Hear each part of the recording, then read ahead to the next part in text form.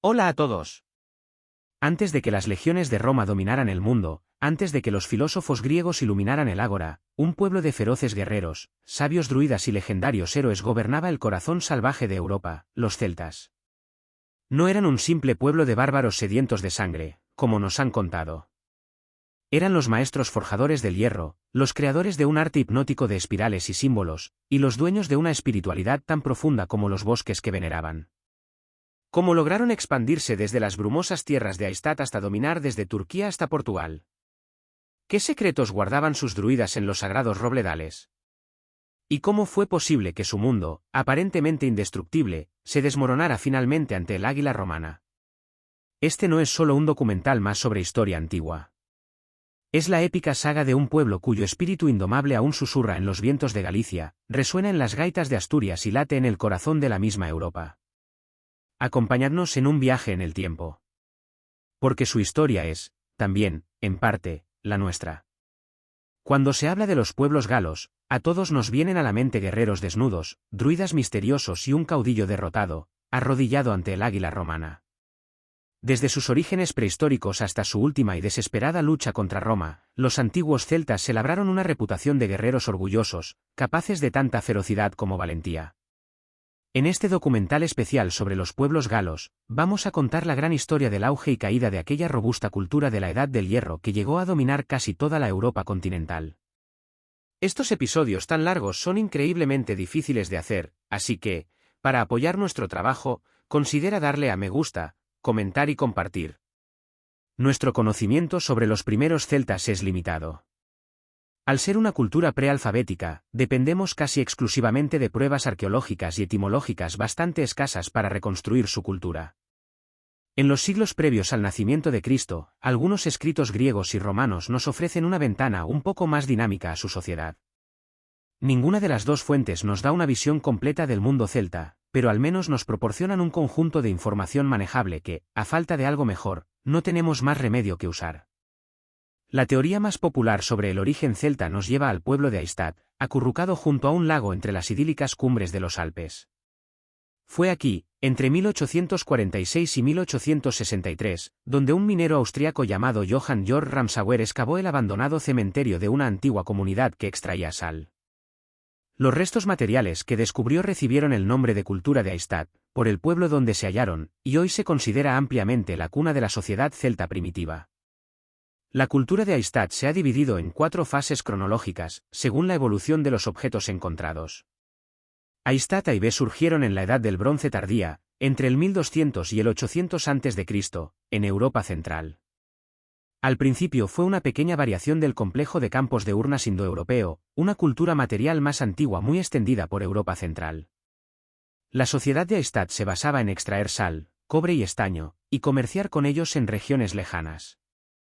Eran productos cruciales, la sal servía para conservar la carne en invierno, y el cobre y el estaño se usaban para fabricar bronce, el metal más preciado de la época. Los pueblos del núcleo de Aistad prosperaron gracias a este comercio, que siguió siendo parte central de su economía durante siglos. Hacia el 800 a.C., la metalurgia del hierro llegó a Aistad a través del comercio con hititas y griegos. Esto marcó el inicio de la fase Aistad C, cuando los protoceltas se afianzaron como una cultura diferenciada. Construyeron fuertes en colinas por toda Europa central, poblándolos con artesanos y guerreros bajo el mando de pequeños jefes tribales. Fue en este punto de la primera edad del hierro cuando empezaron a desarrollar un sistema de clases y desigualdad social, volviéndose más jerárquicos. Las tumbas de las fases Aistad y B eran uniformemente simples y de naturaleza igualitaria. Sin embargo, los enterramientos a partir de Aistad C muestran una gran disparidad en riqueza y estatus. Alrededor de sus fuertes en colinas se alzaban grandes túmulos funerarios, el lugar de descanso de las élites tribales adineradas. Allí, los nobles eran enterrados con sus tesoros, collares, broches, cabezas de hacha y otras piezas de metal en bronce, hierro y oro. Estos objetos solían presentar icónicos diseños geométricos y motivos animales. La presencia de marfil y ámbar en estos túmulos sugiere que mantenían redes comerciales que llegaban hasta el Báltico y el norte de África. La equitación probablemente era un símbolo de poder y nobleza en esta época, como lo demuestra la presencia en muchas tumbas de un estilo distintivo de espada larga y fina para tajar, más adecuada para la guerra a caballo. Además, las élites tribales de mayor rango eran enterradas con bridas ceremoniales, arneses y carros de culto tirados por caballos y profusamente decorados. La importancia del caballo en la sociedad aristocrática probablemente se debía al contacto con los cimerios indoiranios, de quienes adoptaron el caballo y el carro como símbolos de poder tribal. Quizá fue gracias a la movilidad que les daba el caballo, y a su poder blando económico y cultural, que los pueblos de Aistad se expandieron más allá de su núcleo tradicional y exportaron su influencia cultural por gran parte de Europa central. La transición de Aistad-Ceade ocurrió hacia el 600 a.C., y se caracterizó por un desplazamiento de la cultura hacia el oeste, siguiendo los ríos Danubio, Rin y Sena, gravitando hacia la colonia griega de Masalia, la actual Marsella. Los griegos focenses de Masalia fueron la puerta de entrada de los primeros celtas a las riquezas del mundo mediterráneo. A través de ellos, importaron todo tipo de lujos meridionales, incluyendo cerámica fina, vidrio y el más preciado de todos, el vino. Los pueblos del Aistad tardío. Pronto empezaron a comerciar con otros pueblos mediterráneos, como los fenicios y los etruscos, cuya civilización avanzada ya hemos visto en un episodio anterior. La primera mención histórica de los celtas data del 517 a.C. y la hizo el historiador griego Hecateo de Mileto, que se refirió a la gente que vivía más allá de Masalia como keltoi. Esta palabra quizá la tomó prestada de un endónimo tribal, o era el término griego para los altos, lo que contribuyó al estereotipo duradero de que el celta medio era una cabeza más alto que su homólogo grecorromano. En cualquier caso, es un término que seguimos usando hoy. Los jefes del Aistad tardío consolidaron un gran poder gracias a la riqueza extranjera que controlaban. Los muchos pequeños fuertes en colinas que salpicaban el paisaje fueron reemplazados en gran parte por centros de población menos numerosos pero más grandes, como las ruinas de un impresionante complejo tribal en Euneburg, al sur de Alemania. Mientras tanto, los túmulos funerarios se volvieron más espléndidos que nunca, adornados con lujosas importaciones de Grecia y Etruria. Hacia el 500 a.C., la cultura de Aistad había alcanzado su cénit en riqueza, territorio e influencia. Pero, ¿cómo podemos estar seguros de que el complejo material de Aistad representa el desarrollo temprano de una cultura celta diferenciada? En primer lugar, las espadas halladas en las tumbas del Aistad tardío se parecen mucho a las armas que los escritores grecorromanos describieron que usaban los celtas en siglos posteriores. En segundo lugar, la importancia del caballo y el carro simbólicos en los enterramientos se consideraba una forma primitiva de los ritos funerarios celtas posteriores, en los que los jefes eran enterrados dentro de carros de guerra de dos ruedas. El estilo artístico geométrico y animalístico del Aistad tardío se acepta como una forma temprana del arte celta, y quizá lo más importante, el propio nombre Aistad deriva de una antigua palabra celta que significa lugar de la sal. Esto se refuerza por el hecho de que en las lenguas celtas del galés, córnico y bretón, las palabras para el sal son halwin, aloin y oyein, presumiblemente cognados de la misma raíz antigua de la que deriva el nombre del moderno pueblo de Aistad. Todas las pruebas parecen sugerir que el núcleo de Aistad fue donde los celtas emergieron como un grupo humano visible, con una forma temprana de la lengua celta, la jerarquía tribal y la expresión artística. Sin embargo, esta teoría tiene sus problemas, aunque hacia el periodo Aistad tardío se podían encontrar artefactos de esta cultura desde Britania hasta Croacia, no significa que todos los pueblos de esas tierras fueran celtas primitivos. Además, no todos los hablantes de lenguas celtas en la primera edad del hierro habrían pertenecido a la cultura de Aistad.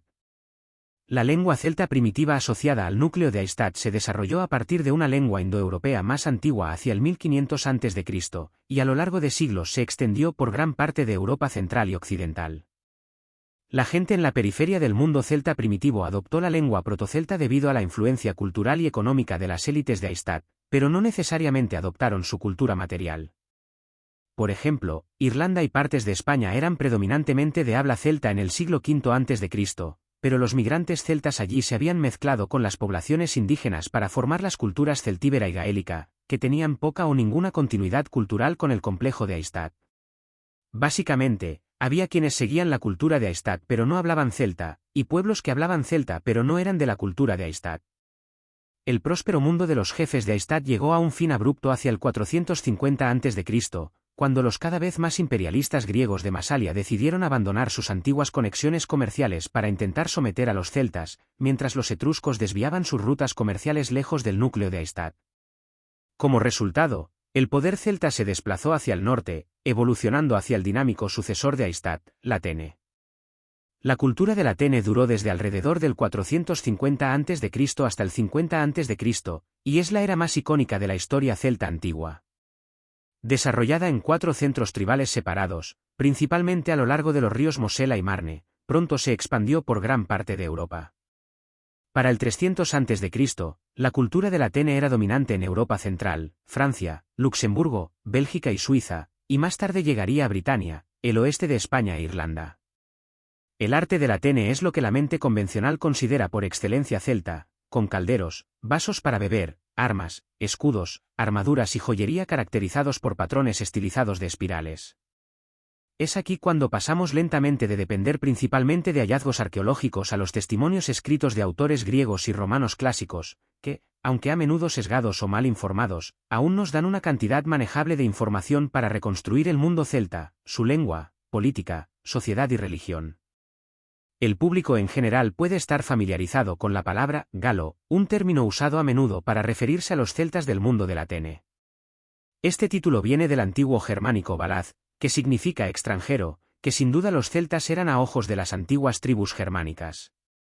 Mientras tanto, cuando la joven República Romana se encontró con los celtas del Atene al otro lado de los Alpes, en el norte de Italia, los llamó Galli, que podría haber sido el nombre de una tribu concreta que aplicaron a todo el grupo etnocultural. Nosotros usaremos las palabras galo, gálico y céltico indistintamente, pero generalmente no era así como estos pueblos se referían a sí mismos. De hecho, un error común es pensar que existió alguna vez una nación de galos lingüística o culturalmente uniforme. En el período del Atene, las lenguas celtas habían divergido drásticamente entre sí. La división principal estaba entre las lenguas celtas P, habladas en el centro-norte de Europa continental y la moderna Britania, y las celtas Q, más conservadoras léxicamente, habladas por los gaélicos de Irlanda y probablemente los celtíberos de España. Esta división aún se puede observar hoy en las lenguas modernas galesa e irlandesa, que son mutuamente ininteligibles por pertenecer a los subgrupos P y Q respectivamente. Es poco probable que los hablantes de sus antepasados antiguos vieran algo en común entre ellos. Aparte de gaélicos y celtíberos, los galos del continente y los britanos de la isla al norte estuvieron perpetuamente divididos políticamente. La principal forma de organización social en el mundo celta era la tribu, gobernada por un jefe hereditario y su aristocracia guerrera. Las tierras de un jefe se subdividían en distritos administrativos llamados pagi, gobernados por casas menores leales a la jefatura, en un sistema similar al feudalismo. Principalmente a través de los registros romanos, sabemos que algunas tribus notables de la Edad del Hierro tardía fueron los helvecios, senones, vénetos y tectósages. Algunos nombres perduran incluso hoy, como los belgas, que dieron nombre a la moderna Bélgica, o los parisii, por quienes se nombra la ciudad de París. Aún así, los pueblos galos probablemente reconocían elementos de una cultura común que compartían más allá de las líneas tribales. Una constante era la jerarquía social. En la cima de la pirámide estaba el jefe, que, como sus antepasados de Aistad, gobernaba las comunidades rurales desde un fuerte en una colina, construido con empalizadas de madera y terraplenes de piedra que los romanos llamaban amurus gallicus. Bajo el jefe había una élite aristocrática de nobles guerreros. Luego estaban los artesanos, en su mayoría hábiles metalúrgicos que vivían dentro y alrededor del fuerte del jefe, suministrando armas y armaduras a los guerreros.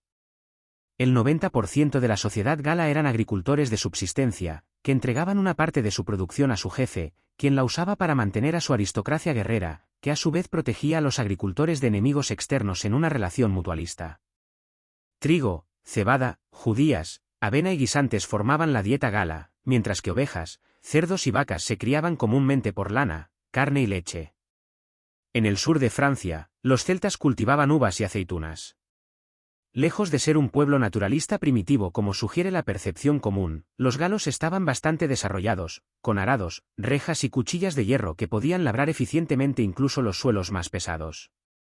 La mayoría de los galos vivía en pequeñas comunidades rurales en casas rectangulares de madera, zarzo, barro y arcilla, bien aisladas para los fríos inviernos. En Britania, Irlanda y el noroeste de España, las casas eran principalmente circulares y se construían con piedra sin mortero. La arquitectura difería poco entre las clases sociales, aunque el salón de banquetes de un aristócrata guerrero sería más grande que la granja de ovejas de un campesino. Los escritos y esculturas griegos y romanos nos han dado una imagen romántica del galo promedio como un salvaje noble, alto, de melena rojiza y con un bigote varonil, pintado de pies a cabeza con aterradora pintura de guerra. En realidad, el hombre galo promedio no habría sido mucho más alto que el romano o griego promedio. Aunque la moda difería según la región, los galos tendían a vestir de forma conservadora. Los hombres generalmente llevaban túnicas de manga larga y pantalones holgados tejidos con lino y lana. Las mujeres solían usar vestidos largos, y ambos sexos a menudo se cubrían con capas decoradas con coloridos patrones de tartán hechos con tintes naturales de cobre, bayas, plantas y orina rancia. El aseo personal era muy importante para los celtas. Por ejemplo, se decía que ambos sexos se depilaban meticulosa y dolorosamente todo el vello corporal. Además, hay algo de verdad en el estereotipo del espeso bigote galo, representado a menudo tanto en la iconografía celta como grecorromana. Probablemente se creía que era un signo de hombría y virilidad. También se decía que los guerreros galos se lavaban el cabello con una mezcla de cal apagada y agua que lo endurecía formando púas blancas. Los tatuajes y tintes para la piel no los practicaban los galos continentales, y se limitaban principalmente a los antiguos britanos, que, según relatos romanos, obtenían un tinte azulado de la flor Gisatis tinctoria, llamada glasto, que al aplicarse sobre la piel se decía que daba protección mágica en la batalla. A menudo de significado cultural o espiritual, la joyería era común entre las clases altas. El broche, un sujetador para la capa, fue una característica notablemente duradera de la moda celta durante siglos. Brazaletes y anillos para el brazo eran comunes, hechos en el estilo ornamentado de espirales característico del arte del Atene. El torque, un anillo o collar pesado de metal, era un símbolo de estatus y rango, y se decía que otorgaba la protección de los dioses a quien lo llevara. Hablando de eso, debemos tomarnos un momento para explorar la religión de los antiguos celtas. Hay dos ideas erróneas principales sobre el politeísmo celta antiguo, una perpetuada por los grupos neopaganos modernos, que a menudo retratan la antigua fe celta como una forma pura e idealizada de adoración a la naturaleza protoecologista, y otra perpetuada por los antiguos romanos, que buscaban retratar a los celtas como bárbaros atrasados. Los dioses galos no pertenecían a un panteón ordenado, y la religión en el mundo celta no era uniforme. Hoy conocemos más de 400 deidades galas, la mayoría patrona sagrada de una sola tribu, o un dios local asociado a cierta zona, como Sequana, a quien solo se adoraba en la desembocadura del río Sena. Sin embargo, hubo un puñado de dioses prominentes en todo el mundo celta. Entre ellos estarían Taranis, el del trueno, Maponos, el dios de la juventud, Belenus, el dios del sol, Cernunnos, el de los cuernos, Epona, la diosa de los caballos, y Toutatis, el protector tribal belicoso. Uno de sus dioses más populares era Lub, patrón de los negocios, el comercio y la tecnología, desmontando la idea errónea de que el politeísmo celta era puramente naturalista. Los ritos religiosos celtas estaban rígidamente estructurados, y no muy distintos de la religión olímpica en cuanto a sacrificios y adivinación. Los facilitaba una clase de sacerdotes profesionales, los druidas.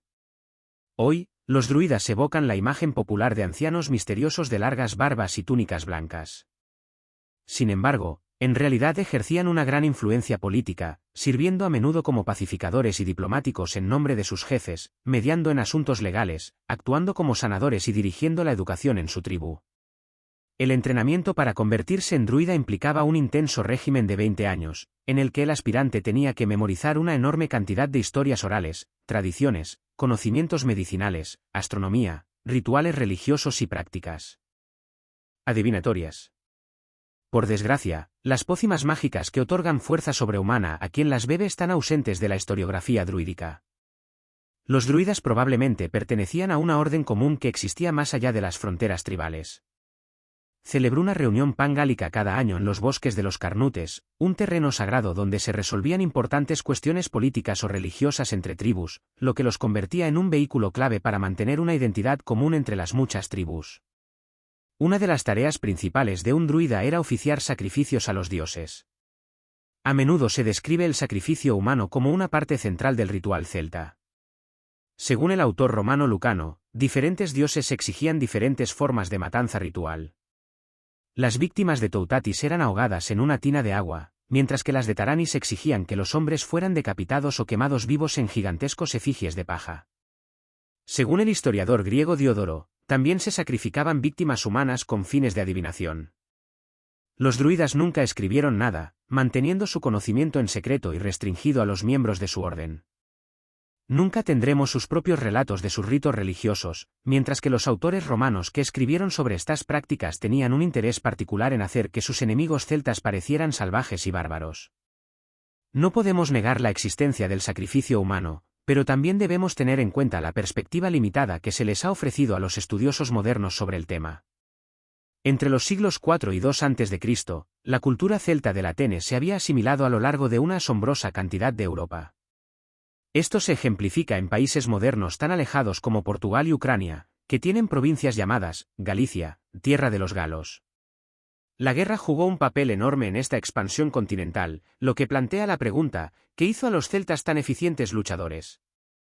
La imagen estereotipada del guerrero galo perpetuada por los escritores grecorromanos es la de un salvaje, feroz en espíritu, pero primitivo en equipo y estrategia. Sin embargo, la historia completa es mucho más compleja. Para empezar, las armas y armaduras galas eran muy avanzadas para su época.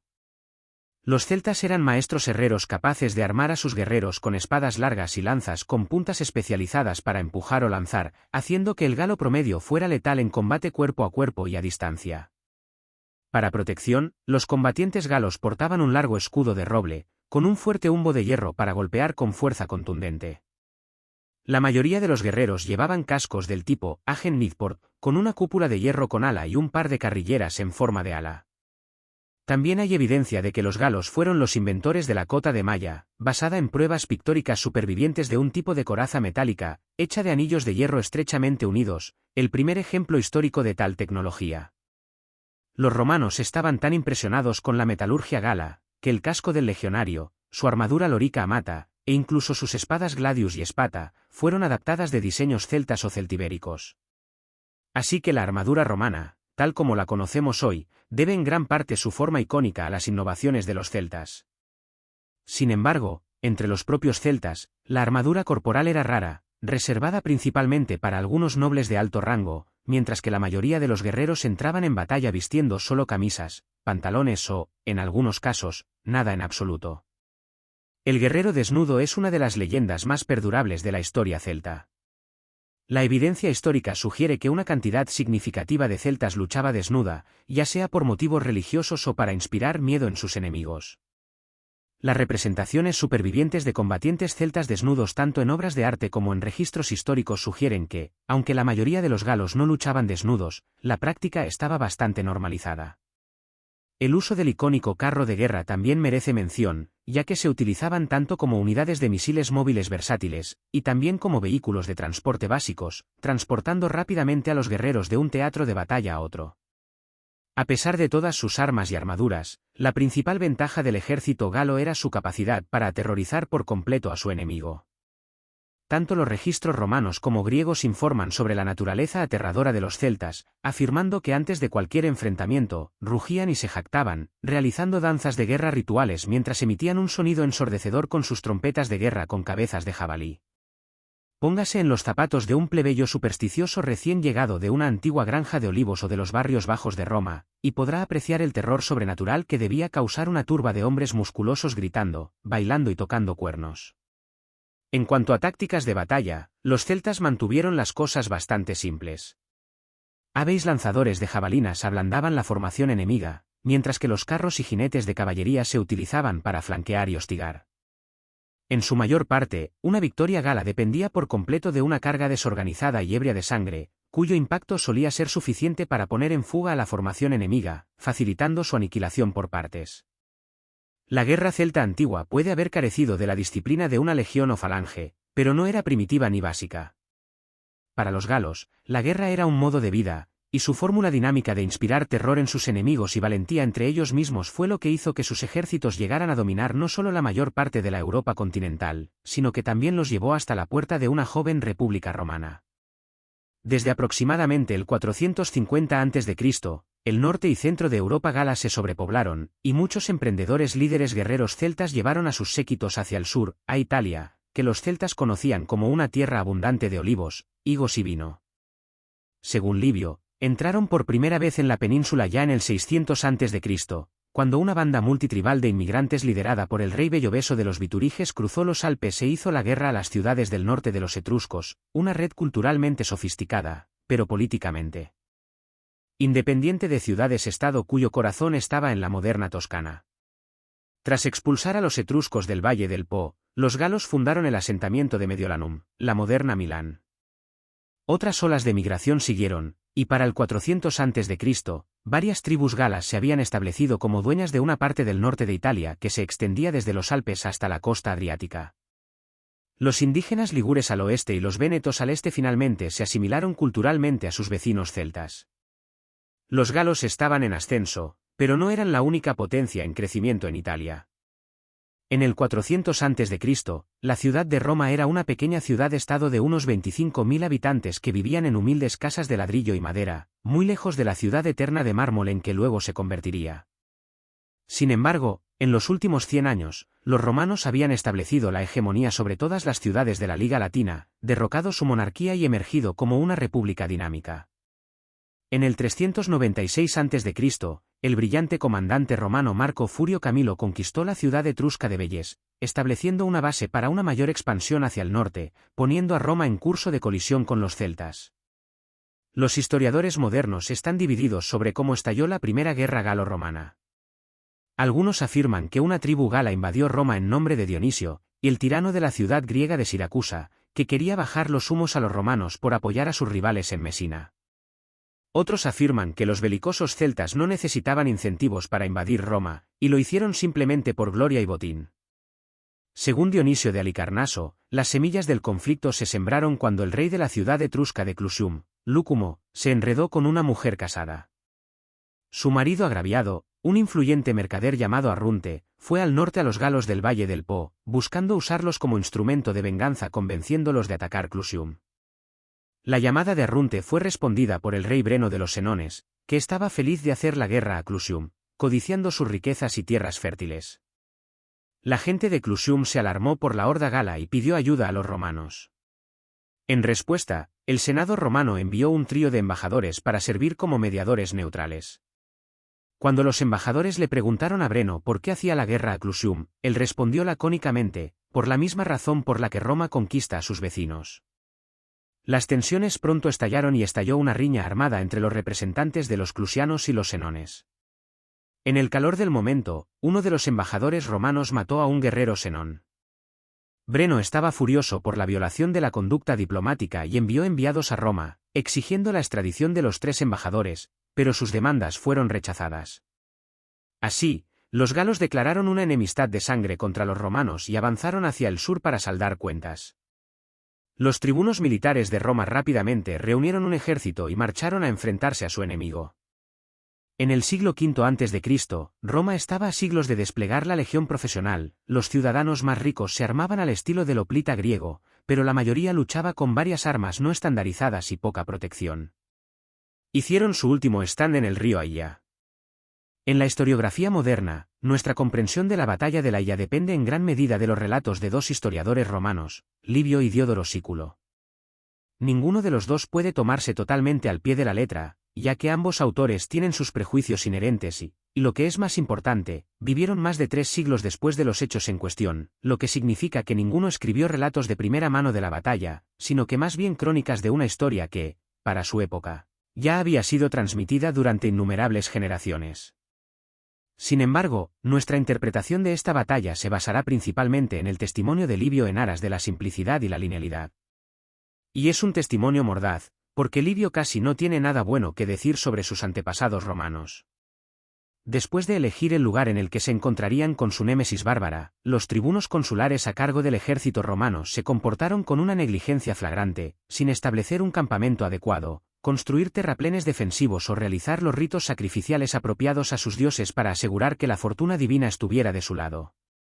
Además, Livio también critica la formación de batalla romana, que consistía en una sola línea, presumiblemente con aquellos lo suficientemente ricos como para haberse armado con la panoplia completa de un hoplita formando una formación de falange estándar. Los tribunos extendieron sus alas, con la derecha posicionada en reserva en una colina cercana. Esto se hizo para evitar ser flanqueados, pero solo contribuyó a debilitar el centro, que ahora estaba demasiado extendido para formar una línea defensiva efectiva. Quizás el error más flagrante que cometieron los cónsules fue posicionar su ejército perpendicularmente a través del río Aya, lo que puso sus espaldas a su distributario, el poderoso Tíber. Al hacerlo, los romanos esencialmente limitaron su propia maniobrabilidad y se respaldaron contra una pared. El 18 de julio, la horda gala de Breno apareció en el horizonte, superando en número significativamente a los romanos. Ningún enemigo al que los romanos se habían enfrentado hasta ahora, ya fueran etruscos, sabinos o sus compañeros latinos, comandaba la aura aterradora de los gigantes pálidos y de cabello largo que ahora estaban al otro lado del campo. El miedo se extendió como una plaga a través de la línea romana, y Livio afirma que los espantosos aullidos y clamor discordante de los galos llenaban todo con un ruido terrible. Después de realizar un rápido reconocimiento de la formación de batalla de su enemigo, Breno dedujo rápidamente que el flanco derecho romano era la mayor amenaza, pues si atacaba el centro romano de frente, las reservas en la colina podrían rodear y atacarlo por la retaguardia. Al típico estilo galo, Breno abordó este peligro directamente, ordenando a sus soldados más feroces que cargaran la colina y desalojaran a la derecha romana de su posición. Así comenzaron los galos su estruendosa carga, aullando, gritando y haciendo sonar sus carnixes. Mientras los guerreros celtas se acercaban, desataron una lluvia devastadora de jabalinas sobre sus enemigos, que diezmó lo suficiente a su presa como para que, cuando cargaron por el risco y chocaron contra la línea de reservistas, los legionarios casi inmediatamente se rompieran. Al ver a sus hermanos de la derecha colapsar, la moral en la izquierda y el centro romano se desplomó. Consumidos por un terror paralizante, comenzaron a huir, aparentemente incluso antes de que los galos los hubieran enfrentado. Dieron la espalda a su enemigo y huyeron, solo para encontrarse contra las orillas del Tíber. Miles de romanos intentaron cruzar el río, muchos se ahogaron, lastrados por sus armaduras, y muchos más fueron masacrados por los galos perseguidores mientras congestionaban la ribera en su retirada caótica y presa del pánico. Sin embargo, después de que el pandemonio y la masacre hubieran disminuido, la mayor parte del ejército romano había escapado al otro lado de los rápidos, donde huyeron tras los muros de Velles, una ciudad que Roma había conquistado no una década antes. La batalla de la Aya fue un testimonio de cuán efectivas podían ser las tácticas de miedo galas contra un enemigo que no estaba preparado para enfrentarlas. Durante siglos después, el miedo a los celtas quedaría arraigado en la psique nacional romana, ya que la ferocidad imprudente de la horda gala los convirtió en algo parecido a los hombres del saco salvajes, los lobos que acechan a la puerta de la civilización. Después de su decisiva victoria, el rey Breno condujo a los senones a Roma y prendió fuego a la ciudad. Era la primera vez que la ciudad eterna era saqueada, y pasarían 800 años para que otro ejército extranjero lo volviera a hacer. Según historiadores romanos posteriores, un núcleo superviviente de senadores y ciudadanos aptos pudo retirarse a la ciudadela en la colina capitolina para montar una defensa, observando impotentes mientras el resto de la ciudad era saqueado a fondo. Los senones intentaron tomar el Capitolio 2 veces, primero con un asalto frontal que fue rechazado, y luego con una infiltración nocturna, que fue famosamente frustrada por el graznido de los gansos sagrados de Juno. Después de muchos meses de punto muerto, ambos bandos estaban demacrados por el hambre y la plaga. La determinación de los romanos se quebró primero, y acordaron pagar a los senones la suma de 1000 libras de oro para que se fueran. Aquí, el historiador romano Livio afirma que los galos amañaron las balanzas de medida para estafar a los romanos con más tributo del acordado. Cuando los romanos protestaron, Breno arrojó su propia espada sobre la balanza, gritando, «Vae victis», ay de los vencidos. Según Diodoro de Sicilia, fue exactamente en este momento cuando Marco Furio Camilo llegó con un ejército de socorro. Desafiante, arrojó su propia espada sobre las balanzas y declaró, «Non auro, sed ferro, recuperanda est patria, defendemos a Roma no con oro, sino con hierro». Luego atacó a los galos y los expulsó de la ciudad. Estos relatos tradicionales de la guerra de los senones son probablemente el resultado de propaganda romana. Livio y Diodoro escribieron sus relatos siglos después de que ocurriera el saqueo, y probablemente intentaban rescatar algo de honor de un capítulo particularmente oscuro de la historia romana. En particular, las heroicidades de último minuto de Camilo probablemente eran una completa invención. En pocas palabras, el verdadero resumen de los eventos probablemente es el siguiente: los galos aplastaron a los romanos, saquearon su ciudad, bloquearon la colina capitolina, recibieron el pago y se fueron a casa. Esta interpretación simplista es plausible, porque los galos eran un simple grupo de guerra que probablemente no buscaba nada más que obtener botín y regresar con sus familias. Tomaría una generación para que Roma se recuperara de la devastación traída por los senones, mientras que, por el contrario, la influencia gala en Italia crecía cada vez más fuerte. A lo largo de los siglos IV y principios del III a.C., los grupos de guerra celtas saqueaban regularmente los territorios romanos, mientras que los grupos de mercenarios galos se convertían en un contingente básico de muchas facciones antirromanas, como los tiranos griegos de Sicilia y una cierta talasocracia cartaginesa en ascenso. Roma no sería la única civilización clásica con la que los galos harían la guerra. Desplacemos ahora nuestro enfoque hacia el este, a la tierra de los filósofos y los hoplitas, y hablemos de las invasiones celtas del mundo griego antiguo. Los grupos de guerra galos habían entrado en el norte de la península balcánica a principios del siglo IV a.C., donde pasarían el siguiente siglo en guerra esporádica con los ilirios, tracios, peonios y otros pueblos nativos locales. Según el historiador griego Estrabón, en el 335 a.C., un tal Alejandro, sí, ese Alejandro, estaba acampado a lo largo del río Danubio, recién llegado de sus victorias en su campaña para someter a las tribus ilirias. Allí, recibió una embajada de bárbaros extranjeros, galos altos y musculosos, que habían venido a buscar la amistad del rey macedonio, pues respetaban su destreza como líder de guerreros. Según la historia, Alejandro preguntó a los galos qué era lo que más temían, esperando que lo tuvieran en tal asombro que dirían el mismo Alejandro. En cambio, los galos respondieron arrogantemente que solo temían que el cielo se les cayera sobre la cabeza. Sin embargo, los celtas siempre estaban dispuestos a respetar a un guerrero digno y mostraron una gran admiración por el rey macedonio, sin atreverse a invadir Grecia mientras él gobernaba. Alejandro continuaría conquistando la mayor parte del mundo conocido, solo para morir prematuramente en Babilonia, y a medida que sus antiguos territorios se dividieron en luchas internas entre sus antiguos generales, las ricas tierras de Hélade entraron en la mira de los señores de la guerra galos en busca de un botín fácil. En el 298 a.C., el jefe galo Cimbaulés dirigió un grupo de guerra que saqueó a su paso por Tracia y Macedonia, solo para ser detenido en seco por el ejército del rey Diádoco Casandro en las laderas del monte Hemo. Sin embargo, durante esta expedición, los galos Serdi establecieron una base en Tracia, fundando el asentamiento de Serdica en el sitio de la moderna Sofía. La siguiente ola celta llegaría en el 281 a.C., cuando una horda de 85.000 hombres, en su mayoría de las tribus de los boyos y volcas, se dividió en tres contingentes e invadió simultáneamente Peonia, el resto de Tracia y Macedonia.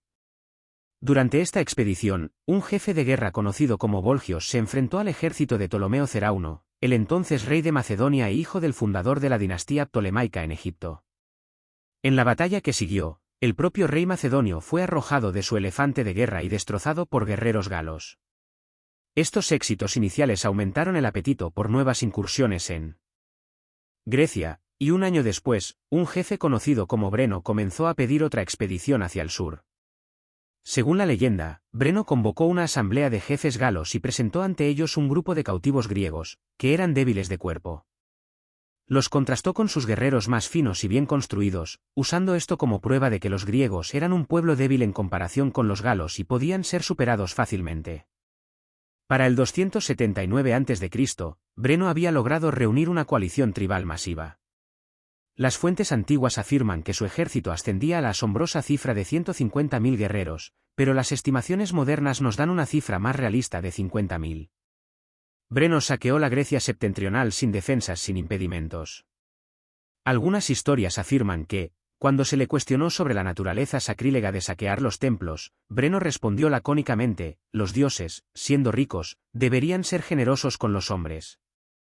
Como es habitual, la historia de la invasión gala de Grecia sobrevive casi exclusivamente a través de los escritos de autores grecorromanos. En este caso, en las obras de Pausanias, un geógrafo griego que vivía en la Anatolia gobernada por los romanos durante el siglo II después de Cristo. Al igual que con Livio y su relato del saqueo de Roma, Pausanias vivió casi 400 años después de los eventos que describía y es propenso a varios anacronismos y prejuicios, especialmente al describir a los invasores celtas supuestamente salvajes y bárbaros. Sin embargo, para mantener una narrativa sencilla, nuestra interpretación de la campaña de Breno se basará en la versión de los eventos de Pausanias. La horda de Breno parece haber encontrado poca o ninguna resistencia mientras devastaban su camino por la región de Tesalia, donde no se pudo reunir ningún ejército lo suficientemente grande como para detenerlos. De hecho, es probable que algunos tesalios incluso se unieran a la horda gala, ya sea por coerción o por su propia voluntad, esperando que, al unirse a los galos, pudieran enriquecerse a través del botín y el saqueo a expensas de sus compañeros griegos. De hecho, los griegos eran un grupo crónicamente desunido, con los reinos helénicos de Macedonia y el cercano Oriente y las ciudades-estado del sur de Hélade siempre discutiendo y guerreando. Breno probablemente era plenamente consciente de esto y asumió que las incorregibles luchas internas griegas impedirían que se formara una fuerza de defensa unida lo suficientemente grande para oponérsele. Esta suposición resultaría errónea. Mientras una horda masiva de bárbaros saqueadores incendia el campo macedonio y tesalio, las ciudades-estado griegas alrededor del Golfo de Mali empezaron a sentir el calor. Así, en un acto de cooperación inusual, se formó una alianza defensiva, un milagro político probablemente logrado por el estadista ateniense Demócares. Según Pausanias, esta alianza consistía en lo siguiente: 10.000 hoplitas pesados completamente armados y 500 caballería de Beocia, 3.000 soldados de infantería ligera y 500 caballería de Fócida, 700 soldados de infantería de Lócride, 400 hoplitas de Mégara, y 7.000 hoplitas y 800 soldados de infantería ligera de Etolia. La contribución de Atenas a las fuerzas terrestres, que consistía en 1.000 hoplitas y 500 caballería, fue relativamente pequeña, pero también desplegaron un gran escuadrón de trirremes para el esfuerzo bélico. Mientras los galos terminaban de despojar a Tesalia de sus riquezas y comenzaban a moverse hacia el sur, los aliados griegos se movieron a posición, decidiendo detener el avance galo nada menos que en el estrecho paso de las Termópilas. Deténganos si ya ha oído esta antes. Pronto, los aliados habían acampado en el paso donde el rey Leónidas había hecho su última resistencia contra los persas más de 200 años antes. Allí, los griegos se enteraron de que el ejército de Breno ya estaba en las cercanías de Ftiótide, por lo que enviaron su caballería y 1.000 infantería ligera para destruir todos los puentes a través del río Esperqueo en un intento de retrasar el avance galo. Esto no sería efectivo, porque Breno era, como Pausanias lo dice a regañadientes, no del todo estúpido, ni inexperto, para ser un bárbaro, en idear trucos de estrategia. Como contrajugada, el jefe de guerra seleccionó a los mejores nadadores entre su horda y los desplegó en secciones del Esperqueo que tomaban la forma de marismas anchas y poco profundas. Aquí, los galos escogidos a mano por el jefe cruzaron el río, usando divertidamente sus grandes escudos de roble como flotadores, atravesando el agua como en una tabla de remo. Donde un hoplita griego con toda su panoplia de metal habría tenido problemas para hacer este cruce acuático, los celtas ligeramente armados no sufrieron dificultades para hacerlo. Al enterarse de que una vanguardia de galos había llegado a su lado del río, la fuerza de avanzada griega se retiró de vuelta a las Termópilas en lugar de enfrentarlos. A partir de entonces, Breno hizo que la población local del Golfo de Mali fuera reunida y los obligó a reconstruir los puentes sobre el Esperqueo para que el resto de su ejército pudiera cruzar. Los malianos se dedicaron a esta tarea con avidez, aterrorizados por Breno y ansiosos por sacarlo a él y a sus destructivos bárbaros de su territorio para que pudieran ir a saquear a otro lado. Después de cruzar el Esperqueo, los galos entraron en las tierras del interior fuera de la ciudad de Heraclea en Traquis, que saquearon.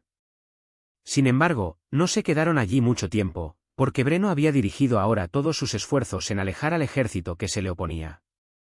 Un día fatídico, cuando el sol se elevaba sobre el paso de las Termópilas, los griegos vieron una horda de hombres musculosos con el cabello puntiagudo y bigotes aparecer en el horizonte. Los helenos se formaron, hoplitas fuertemente armados formando una falange apretada mientras bloqueaban el paso y esperaban la próxima carga, y así comenzó la batalla. El relato de Pausanias del asalto galo inicial comienza con la piedra angular de la guerra celta, una carga ensordecedora y escalofriante.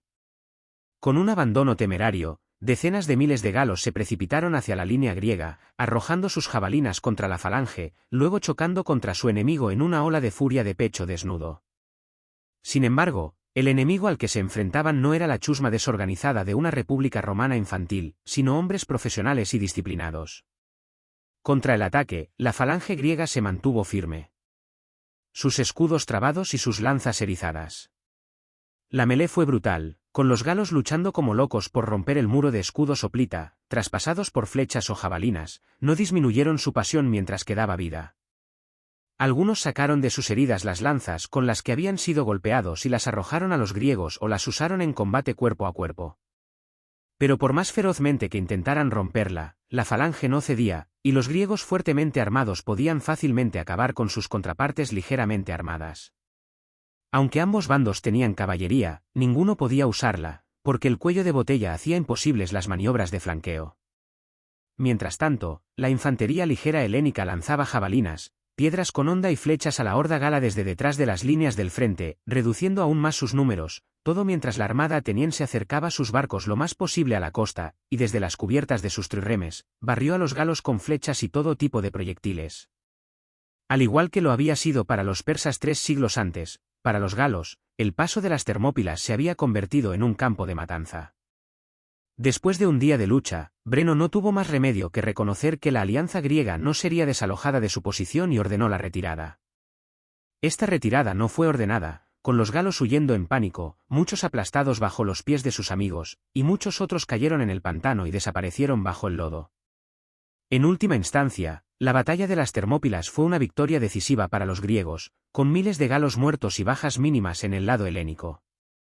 Sin embargo, esta victoria no había terminado con la amenaza gala para siempre, porque mientras Breno había perdido una parte significativa de su fuerza de combate y sus hombres estaban completamente desmoralizados, no estaba listo para recoger y regresar a casa.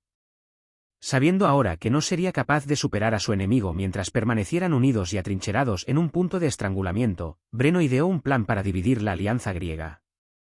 Envió un gran contingente de soldados de infantería y caballería bajo el mando de 2 jefes, Orestorio y Combutis, para que se dirigieran a la cercana región de Etolia y la sometieran a fuego y espada.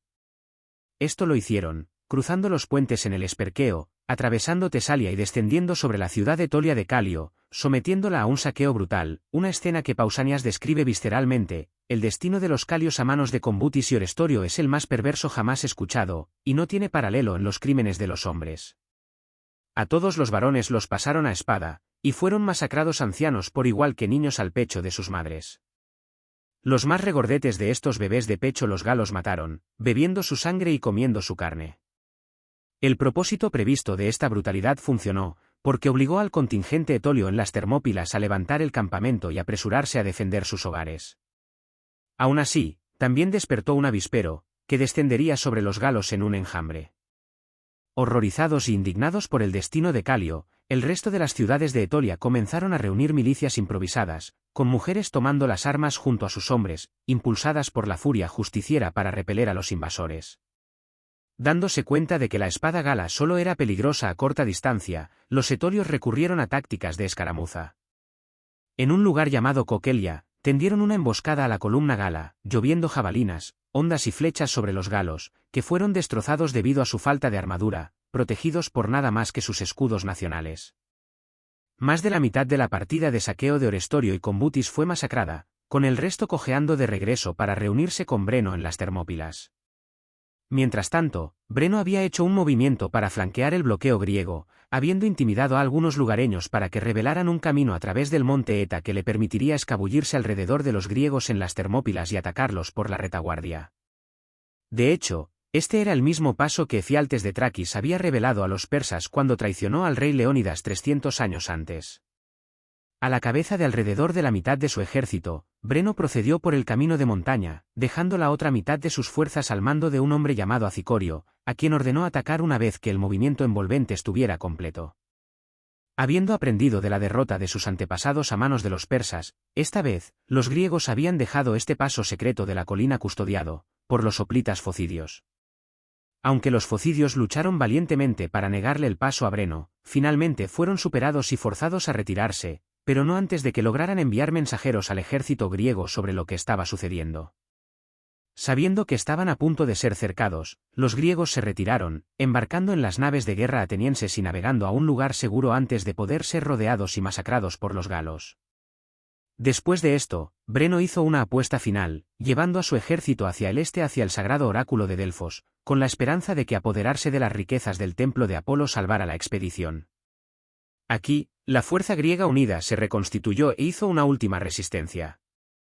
Los galos fueron aplastados, perdiendo más de 16.000 hombres en la batalla y la retirada posterior. A los ojos de los griegos, fue una victoria entregada por el mismo Apolo, que consideró apropiado castigar a los bárbaros que profanaban el templo.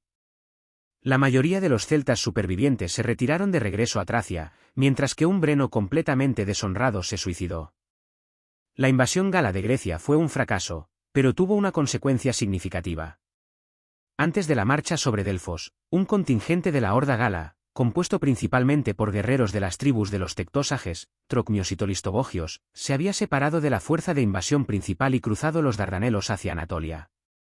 A diferencia de la fuerza principal de Breno, que había venido a Grecia a saquear y pillar, este grupo había venido a establecerse. Construyeron fuertes en las escabrosas colinas de Anatolia Central y establecieron permanencia para sí mismos en la región, sirviendo como mercenarios de tropas de choque en las muchas guerras que se libraban en la región entre varios gobernantes helénicos. La región de Asia Menor que habitaban estos galos llegó a ser conocida como Galacia, y las personas que vivían en ella, los gálatas. Notablemente, a pesar de estar rodeados de pueblos extranjeros y aislados del resto del mundo galo, hay evidencia de que los gálatas de Anatolia retuvieron su lengua y cultura celta hasta el siglo VI después de Cristo. En el 279 a.C., el mundo celta estaba en su mayor extensión. Extendido sobre un territorio masivo que superponía las fronteras de naciones modernas tan diversas como Ucrania, Chequia, Austria, Suiza, Bulgaria, Turquía, Italia, Francia, Britania, Portugal y España. Esta fue la edad de oro de los celtas, pero como todas las edades de oro, no iba a durar. La derrota de Breno en Grecia había probado algo importante: un ejército profesional bien entrenado y bien armado, luchando como un solo cuerpo disciplinado, era perfectamente capaz de resistir el aullante terror de la Horda Gala. Esta fue una cruda realidad que los galos pronto aprenderían bien, ya que de vuelta en Italia, cierta república latina estaba en recuperación y lista para tomar venganza sobre los bárbaros que una vez la habían humillado tanto. Después de ganar la Segunda Guerra Samnita, la República Romana había expandido su territorio y se había convertido en la hegemona de Italia Central. En el 298 a.C., comenzó la Tercera Guerra Samnita, con los etruscos, los samnitas y la tribu gala de los senones intentando frenar el creciente poder de Roma. Los senones habían sido el terror de la República desde que saquearon Roma 2 generaciones antes, y en el 295, masacraron un ejército romano fuera de la ciudad etrusca de Clusium, con Livio afirmando que las cabezas de los legionarios fueron montadas en las lanzas galas mientras cantaban sus triunfantes canciones de guerra.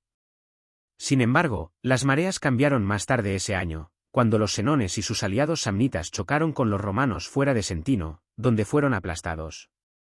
Aprovechando su victoria en la Tercera Guerra Samnita, los romanos se empujaron hacia el norte, conquistando las tierras de los senones para el 283 a.C., donde establecieron una colonia militar llamada Sena Gallica. El saqueo de Roma finalmente había sido vengado. Esta fue una coyuntura crítica en la historia galo-romana, porque la ilusión de invencibilidad gala había comenzado a desvanecerse. Pero, ¿qué había cambiado desde el saqueo de Roma para permitir que los ejércitos de la República finalmente pudieran enfrentarse a los guerreros más aterradores del mundo antiguo?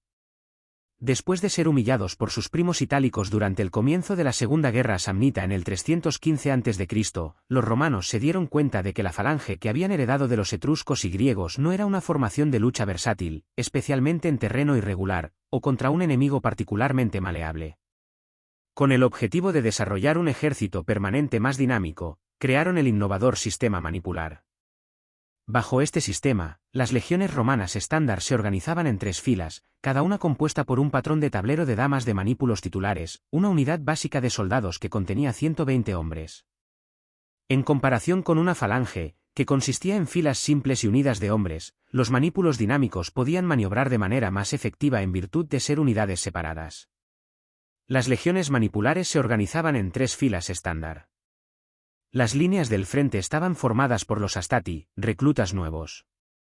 Detrás de ellos estaban los príncipes, que eran soldados experimentados en batalla. Finalmente, la última fila estaba formada por los triarii, las élites más veteranas y el último recurso en la batalla. Originalmente fabricado para luchar contra los samnitas montados, el sistema manipular pronto demostró ser efectivo contra los celtas. Como recordarás, la guerra gala giraba en torno al uso de tácticas de miedo para hacer caer la moral del enemigo antes de utilizar una sola carga feroz destinada a romper sus líneas. Esto había funcionado en el 390 a.C., pero los nuevos manípulos estaban mucho mejor equipados para resistir el asalto galo.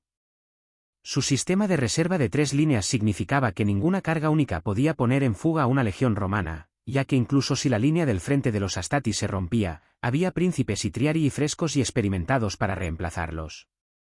Además, La maniobrabilidad general de las legiones manipulares les permitía contrarrestar la efectividad de unidades galas más móviles como el carro de guerra. Sin embargo, debe notarse que estas innovaciones no hicieron a los romanos invulnerables a la guerra gala. A medida que continuaba la invasión prolongada, de siglos de duración, del mundo celta, muchas tribus adoptarían estilos de batalla más adecuados para contrarrestar la maquinaria de guerra profesional romana, obteniendo muchas victorias que retrasaron el avance imperial en las tierras galas. En las décadas posteriores a su conquista del territorio de los senones, Roma se vería envuelta en varias otras guerras, primero enfrentándose a Pirro y sus pesados elefantes de guerra, luego con Cartago por primera vez. Al final de estas guerras, Roma se había convertido en la maestra indiscutible de la península itálica, y el camino hacia las tierras celtas del Valle del Po ahora estaba abierto. El desencadenante principal de la siguiente gran guerra celta llegó en el 232, cuando el tribuno Cayo Flaminio, que más tarde moriría en batalla contra Aníbal en el lago Trasimeno, propuso un proyecto de ley que distribuiría tierras en las antiguas tierras de los senones en Piceno entre los colonos romanos. Esta propuesta era increíblemente popular entre muchos segmentos de la población, pero muchos otros la resistieron ferozmente, temiendo la reacción de los bárbaros. Tenían razón para estar ansiosos.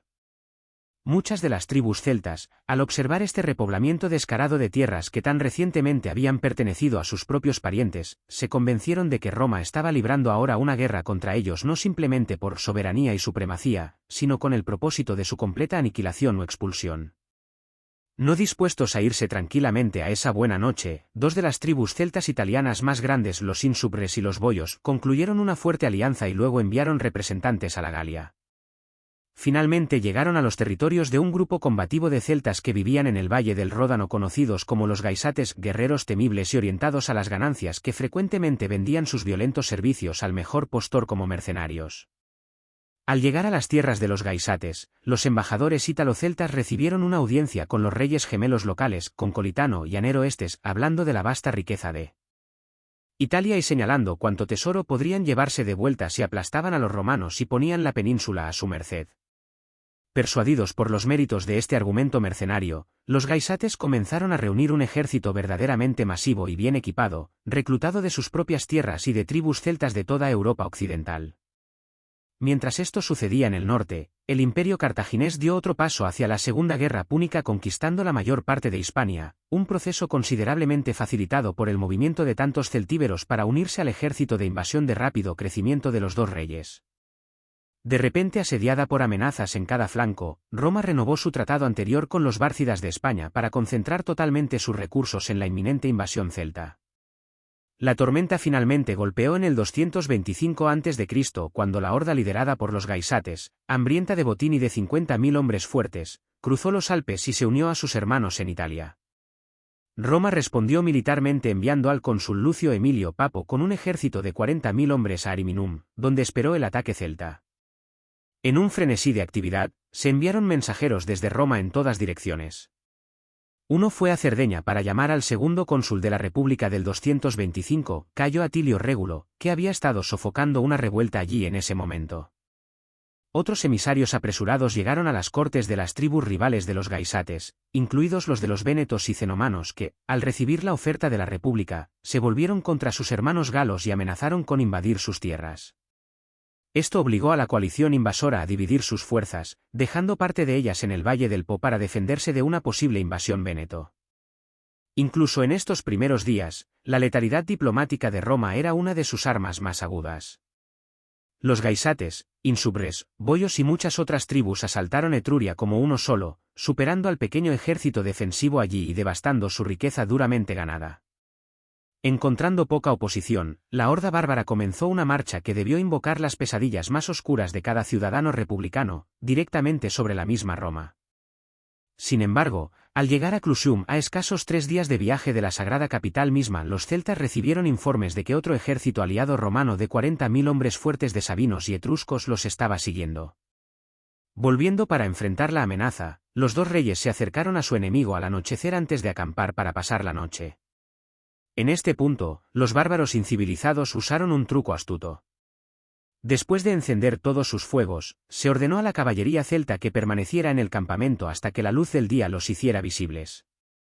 Sin embargo, los guerreros de a pie se retiraron a un pueblo cercano llamado Faesulae donde se ocultaron en una emboscada, construyendo un campo de trampas a lo largo del camino por donde esperaban que marcharan las legiones de Roma. Cuando llegó la mañana, el pretor desconocido observó una formación aparentemente vulnerable y expuesta de tropas montadas enemigas. Anticipando una victoria fácil, comenzó a perseguir a los jinetes celtas que se alejaban hacia Faesulae a su avance. Desafortunadamente para él, las legiones romanas fueron sorprendidas al pasar el área con trampas, y después de una feroz pelea, fueron destruidas con 6.000 muertos.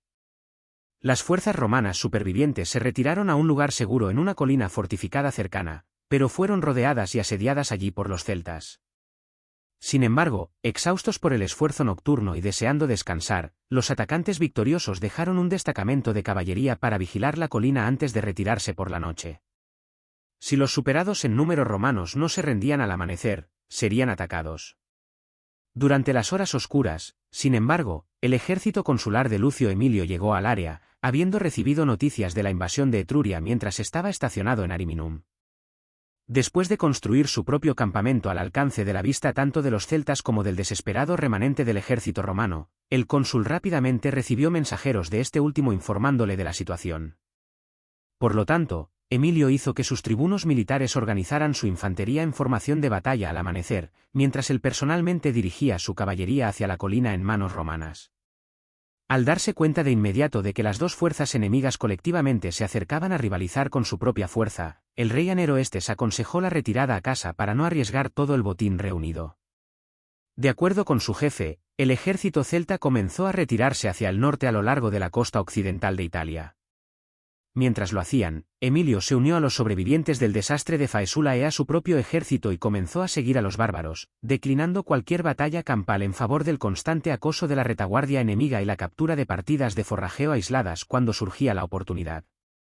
A medida que la retirada relajada de los gaisates hacia el norte continuaba, el colega consular de Emilio, Régulo, llegó a Italia desde Cerdeña por mar y llegó a la ciudad de Pisa. Ahora estaba directamente en el camino de los invasores saqueadores, pero aún no lo sabía.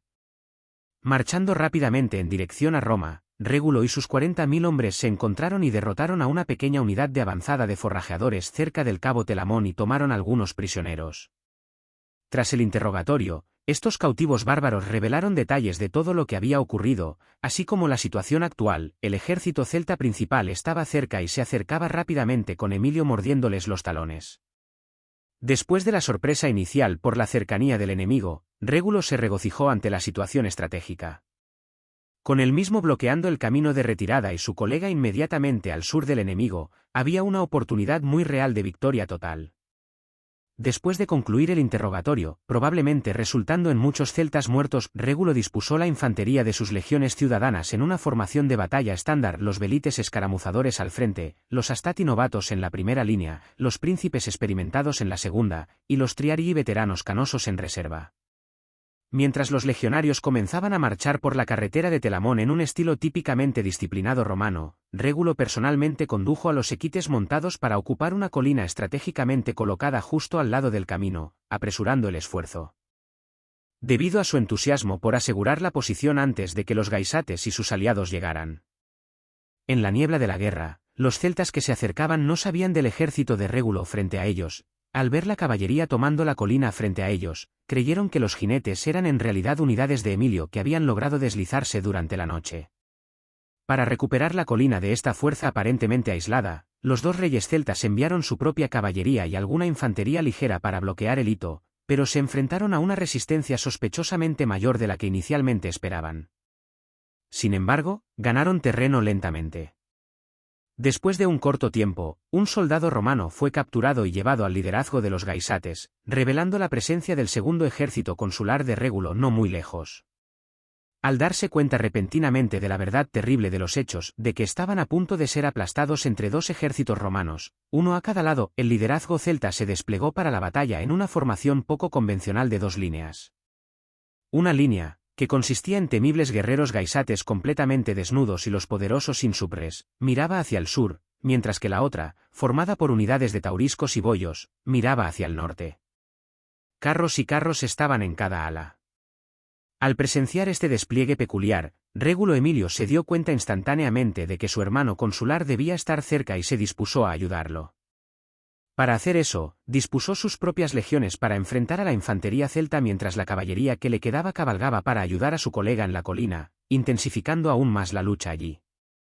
Mientras los romanos comenzaban lentamente a cambiar las tornas de sus oponentes celtas en la lucha por la colina, el cónsul Régulo fue asesinado en la melé, visto por última vez luchando con valentía y coraje. Aunque su cabeza fue cortada y llevada a los dos reyes como premio simbólico, no fue suficiente. Pronto los equites romanos reforzados pusieron en fuga a la caballería celta, aseguraron la colina y una victoria estratégica junto con ella.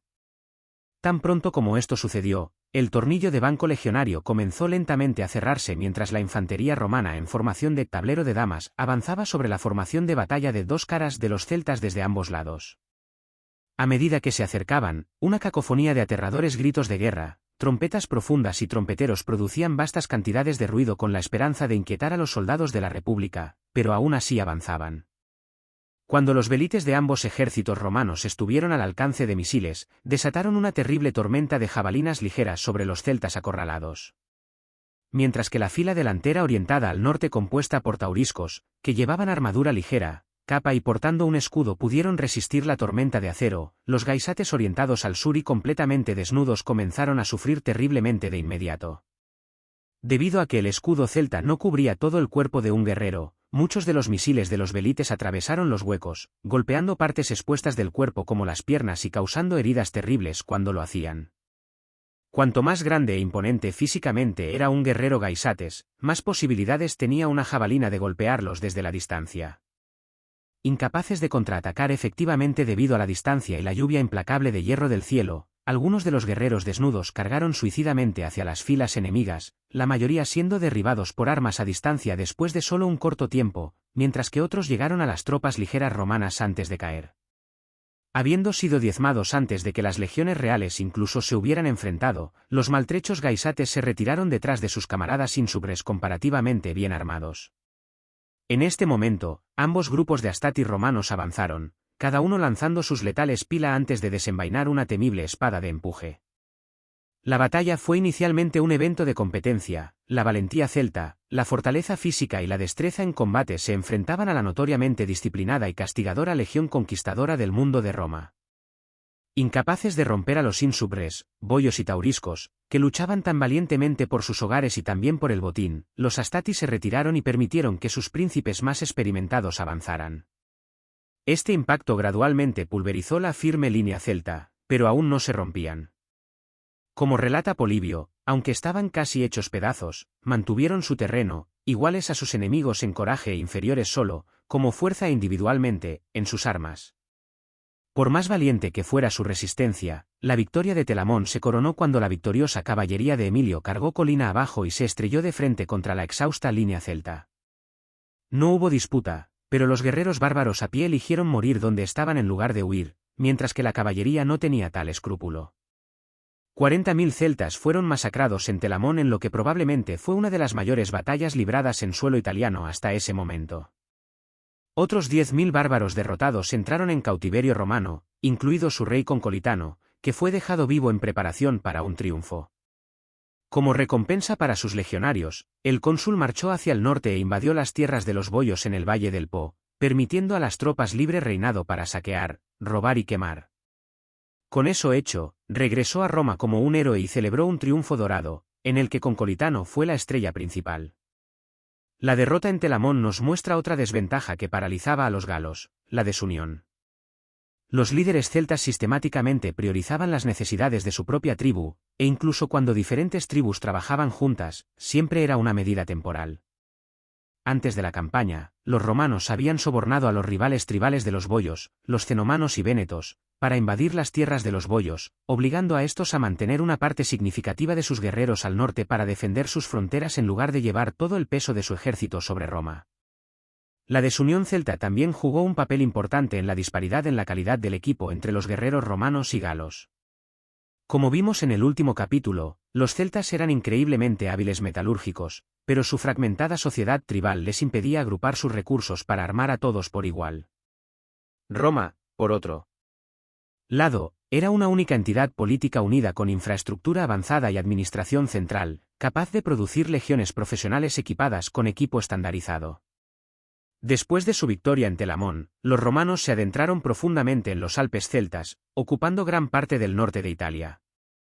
No es que pudieran saborear la dulzura de la victoria durante mucho tiempo, pues solo unos años después, estallaría la segunda ronda entre la República y Cartago, que esta vez fue liderada por Aníbal Barca. En una de las maniobras militares más icónicas de la historia, Aníbal tenía como objetivo sorprender a los romanos marchando a través de los traicioneros Alpes. Allí fue aclamado como liberador por los boios y los ínsubres, que se unieron en masa al ejército cartaginés.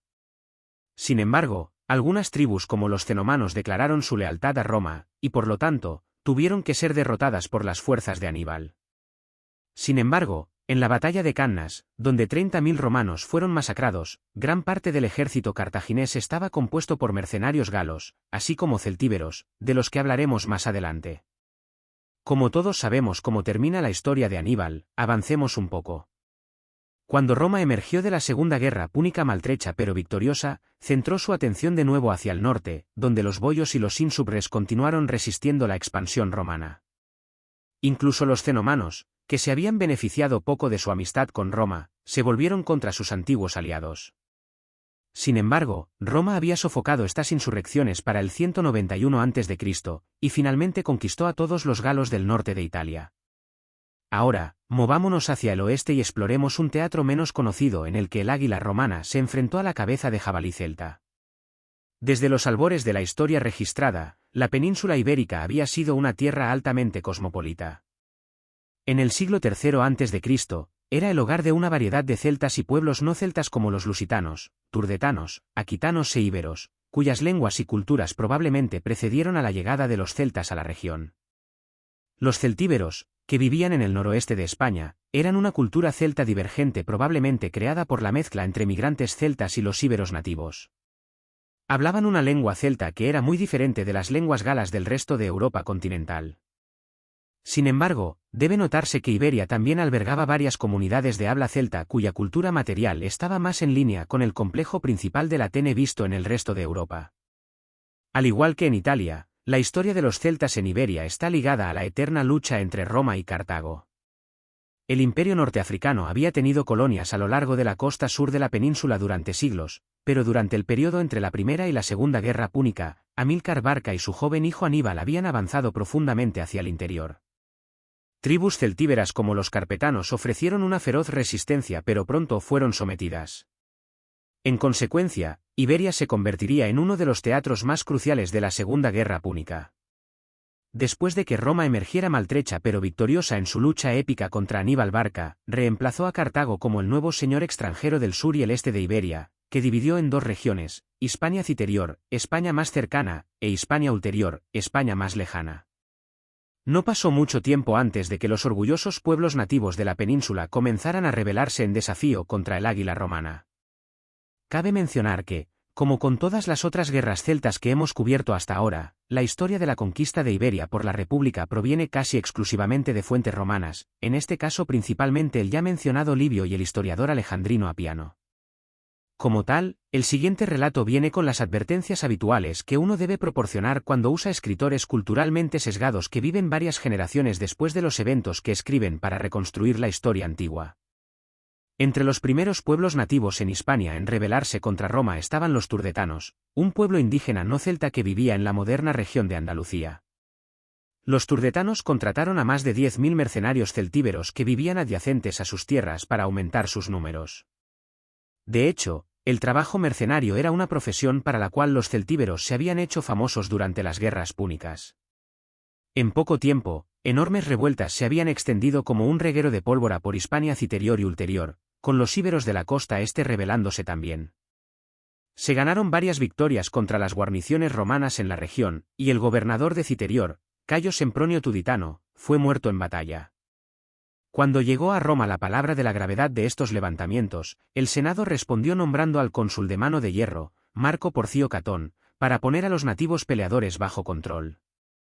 Al frente de un ejército que consistía en 2 legiones romanas, 15.000 aliados latinos, 800 caballería y 20 naves de guerra, Catón desembarcó en el Golfo de Rosas en el 195 a.C. El cónsul aseguró rápidamente una base en la tierra de los íberos indígenas. estableciendo una base de operaciones en la ciudad griega de Emporión, utilizó una mezcla astuta de diplomacia y guerra psicológica para asegurar la lealtad y sumisión de algunas tribus íberas, como los ilergetes, mientras aplastaba a tribus abiertamente rebeldes como los indigetes. En cuestión de meses, Catón había reestablecido el control romano sobre la costa este de España y luego procedió al sur para someter a los turdetanos. Con ese fin, supuestamente ofreció a los mercenarios celtíberos entre los turdetanos un gran soborno para que se retiraran, lo cual hicieron. Ahora completamente aislados, las tierras de los turdetanos fueron invadidas. Para los celtíberos, la decisión miope de tomar el oro romano les costaría. Habiendo puesto fin a las rebeliones de los íberos y los turdetanos, Catón se volvió ahora contra ellos. Marchando su ejército hacia el norte, sitió y capturó con éxito la ciudad fortificada de Colina de Segontia, el centro de poder de la tribu celtíbera de los arébacos. Catón procedió río Ebro arriba, el corazón del territorio celtíbero, obligando a las otras tribus del área a derribar los muros de sus fuertes de colina y someterse a la autoridad de Roma. Durante su tiempo en Hispania, Marco Porcio Catón afirmó haber destruido más ciudades de las que había pasado días en Hispania, habiendo pasado a espada más de 300 asentamientos nativos. Su supresión de la primera ola de rebeliones antirromanas en la península fue brutal. Aseguró que la presencia de la joven república en la región sería permanente. Aún así, ni mucho menos puso fin definitivo a la resistencia endémica contra el dominio romano. En el 194 a.C., Catón fue llamado de vuelta a Roma y reemplazado por su rival político, Publio Cornelio Escipión, que asumió el puesto de pretor de Hispania ulterior. Escipión continuó donde Catón lo dejó, enfrentándose a las tribus lusitanas cuasi celtas a lo largo de la frontera de Hispania ulterior y derrotándolas en batalla cerca de Ilipa, cerca de la moderna Sevilla. Mientras tanto, Marco Fulvio Nobilior, el pretor de Hispania Citerior, había lanzado una campaña más profunda en tierras celtíberas, ingresando al territorio de los carpetanos, la tribu que una vez ofreció una valiente resistencia contra los bárcidas de Cartago. En respuesta a esta invasión, las tribus locales se unieron alrededor de un líder, a quien Livio identifica como Hilerno y le da el título de Rex. Forjando una coalición antirromana que consistía en las tribus carpetanos, batones, bácceos y celtíberos, Hilerno llevó la lucha a los romanos. Aún así, sus guerreros fueron derrotados por Nobilior fuera de la ciudad fortaleza de Toletum, y él mismo fue capturado vivo. Después de esto, la mayoría de las tribus celtíberas se sometieron nominalmente a Roma, pero los levantamientos esporádicos y las incursiones oportunistas nunca cesaron por completo. Un conflicto a gran escala estallaría de nuevo en el 181 a.C., cuando un plan romano para trasplantar miles de colonos italianos a Hispania causó un aumento de resentimiento entre los celtíberos, provocando un levantamiento masivo que los historiadores de hoy llaman la Primera Guerra Celtibérica, la primera de 3 conflictos de este tipo. Aunque Livio proporciona pocos detalles sobre la coalición que se levantó para oponerse a la República, sin mencionar qué tribus específicas tomaron las armas o incluso los nombres de sus líderes, enfáticamente declara que reunieron hasta 35.000 hombres, la mayor fuerza que los celtíberos habían reunido antes para luchar contra Roma. En ese momento, el pretor en funciones de Hispania Citerior era Quinto Fulvio Flaco, que solo tenía alrededor de 10.000 tropas a su disposición, consistentes en 3.000 legionarios romanos, 6.000 aliados latinos y 500 caballería. Reclutando tropas de las tribus locales amigas de Roma, recibió 6.000 auxiliares nativos adicionales. Aún así, sus fuerzas eran menos de la mitad que la alianza celtíbera que se le oponía. Sin embargo, Flaco persiguió obstinadamente la iniciativa, marchando con su ejército al territorio de los carpetanos y ocupando el pueblo de Aebura con poca dificultad, acampando la mayoría de su ejército justo fuera de sus límites. Unos días después, el ejército celtíbero apareció en el horizonte, estableciendo un campamento fortificado en una colina a 2 millas del pueblo. Flaco ordenó a su caballería reconocer el tamaño y fortificaciones del campamento enemigo, pero retirarse si eran atacados por la caballería enemiga. Esto se logró sin incidentes, y durante algunos días, no pasó nada. Luego, después de un prolongado punto muerto, los celtíberos avanzaron desde su campamento y formaron una línea de batalla, desafiando a los romanos a luchar. Flaco ordenó a sus hombres no permanecer en su campamento.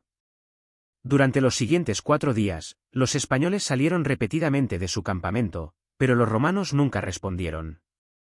Después de un tiempo, los nativos se rindieron en intentar provocar a su enemigo a la batalla. Ambos campamentos se establecieron en una rutina dócil, enviando regularmente su caballería para reconocer a la oposición pero nunca interfiriendo entre sí. Al encerrarse en su campamento, Flaco adormeció a los celtíberos en la complacencia haciéndoles pensar que no deberían esperar acción pronto. Una vez que estuvo seguro de haberlo hecho, activó su trampa. Bajo la cobertura del anochecer, ordenó a su subordinado, Lucio Acilio, que tomara un contingente de caballería y 6.000 auxiliares nativos para dar un rodeo alrededor de la montaña que estaba detrás del campamento enemigo y acercarse desde la retaguardia. Desde allí, esperaron como una serpiente en la hierba. Para activar la trampa, Acilio envió un contingente de su caballería para cabalgar frente al campamento enemigo y desafiarlos a luchar. Cuando los celtíberos vieron estos jinetes ante ellos, inmediatamente los enfrentaron, primero enviando su caballería para perseguirlos, seguidos de infantería, que formó una línea de batalla y se unió a la persecución. Acilio ordenó a sus hombres retirarse, atrayendo a la mayor parte de la fuerza celtíbera lo más lejos posible de su campamento. Una vez que los españoles estaban a media milla de su campamento, Flaco ordenó a la mayor parte de su ejército enfrentarse, avanzando sobre el enemigo que se acercaba en 3 cuerpos separados. Mientras tanto, las fuerzas de Acilio en la colina cargaron colina abajo hacia el campamento celtíbero, donde solo se habían dejado 5.000 hombres de guardia. La emboscada los tomó completamente por sorpresa, y los jinetes romanos pudieron tomar el campamento con poca resistencia antes de prenderle fuego. Cuando los celtíberos vieron su campamento arder en llamas, el pánico y la consternación se extendieron entre ellos. Sabiendo que ahora estaban efectivamente atrapados sin un lugar al que retirarse, su confianza se derrumbó. Sin embargo, como admite Livio, resolvieron luchar hasta el final. Los celtíberos se estrellaron contra las líneas romanas con un abandono temerario y lucharon con tal furia que pareció que podrían romper las líneas de Flaco por un tiempo. Sin embargo, antes de mucho tiempo, los romanos fueron reforzados por los soldados guarnecidos en Aebura y el contingente de Acilio, que se estrellaron contra los españoles desde el flanco y la retaguardia, respectivamente. Ahora rodeados, la batalla se convirtió en una masacre. Más de 20.000 rebeldes celtíberos murieron, mientras que al menos, según Livio, las bajas romanas fueron mínimas. A través de su victoria en Aebura, los romanos asestaron un golpe mortal a la insurrección celtíbera, pero aún tomó otros 2 años para extinguirla por completo. En el 180, las fuerzas de Flaco fueron emboscadas en el paso Manliano, y aunque pudieron repeler a sus asaltantes, sufrieron fuertes bajas en el proceso. En el 179 a.C., Flaco fue reemplazado por Sempronio Graco como gobernador de Hispania Citerior. Graco posteriormente pasó el primer año de su mandato avanzando penosamente a través del territorio de los bácceos y celtíberos, donde se dice que destruyó más de 300 fortalezas nativas. Graco adoptó una política de romanización agresiva en el valle del río Ebro, ordenando la construcción de ciudades romanas en tierras tribales y alentando a los guerreros celtíberos a alistarse en el ejército romano. Además, hizo que la mayoría de las tribus nativas firmaran tratados que les prohibían construir nuevos asentamientos fortificados, mientras tomaba miembros de su nobleza como rehenes de vuelta a Roma. A través de estas medidas, Graco estaba convencido de que había prevenido cualquier futura rebelión. Se equivocaba. En el 155, los lusitanos y los betones iniciaron una guerra con los romanos en Hispania Ulterior. Quizás aprovechando esta distracción, la tribu celtíbera de los velos dejó de pagar tributo a Roma, y desafiante, comenzó a construir una muralla de circuito de 7 kilómetros de largo alrededor de su fortaleza de Segeda, mientras convencía a tribus vecinas como los Titous para mudarse al área. Al hacer esto, apuntaban a convertir Segeda en un núcleo de resistencia celtíbera contra el dominio romano. El Senado republicano estaba muy consciente de esto, pero cuando protestaron de que los habitantes de Segeda estaban violando el tratado que habían hecho con Sempronio Graco 2 décadas antes, los celtíberos dentro respondieron lacónicamente que ese tratado les había prohibido construir nuevos fuertes, no fortificar pueblos preexistentes. Naturalmente, los romanos no soportarían tal insolencia, y comenzó la Segunda Guerra Celtibérica. El cónsul que el Senado eligió para sofocar esta nueva insurrección española fue Quinto Fabio Nobilior, que llegó a Hispania a principios de la primavera al frente de un ejército de 30.000 hombres. Al llegar a Segeda, Nobilior encontró la ciudad abandonada, pues los habitantes sabían que no terminarían de construir las murallas antes de que llegaran los romanos. Se habían retirado hacia el norte a Numancia.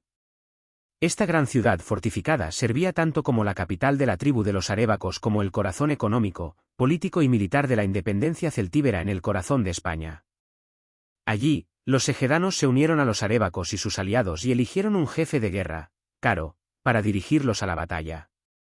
Con típica eficiencia romana despiadada, Nobilior arrasó Ségeda antes de proceder hacia el norte a Numancia.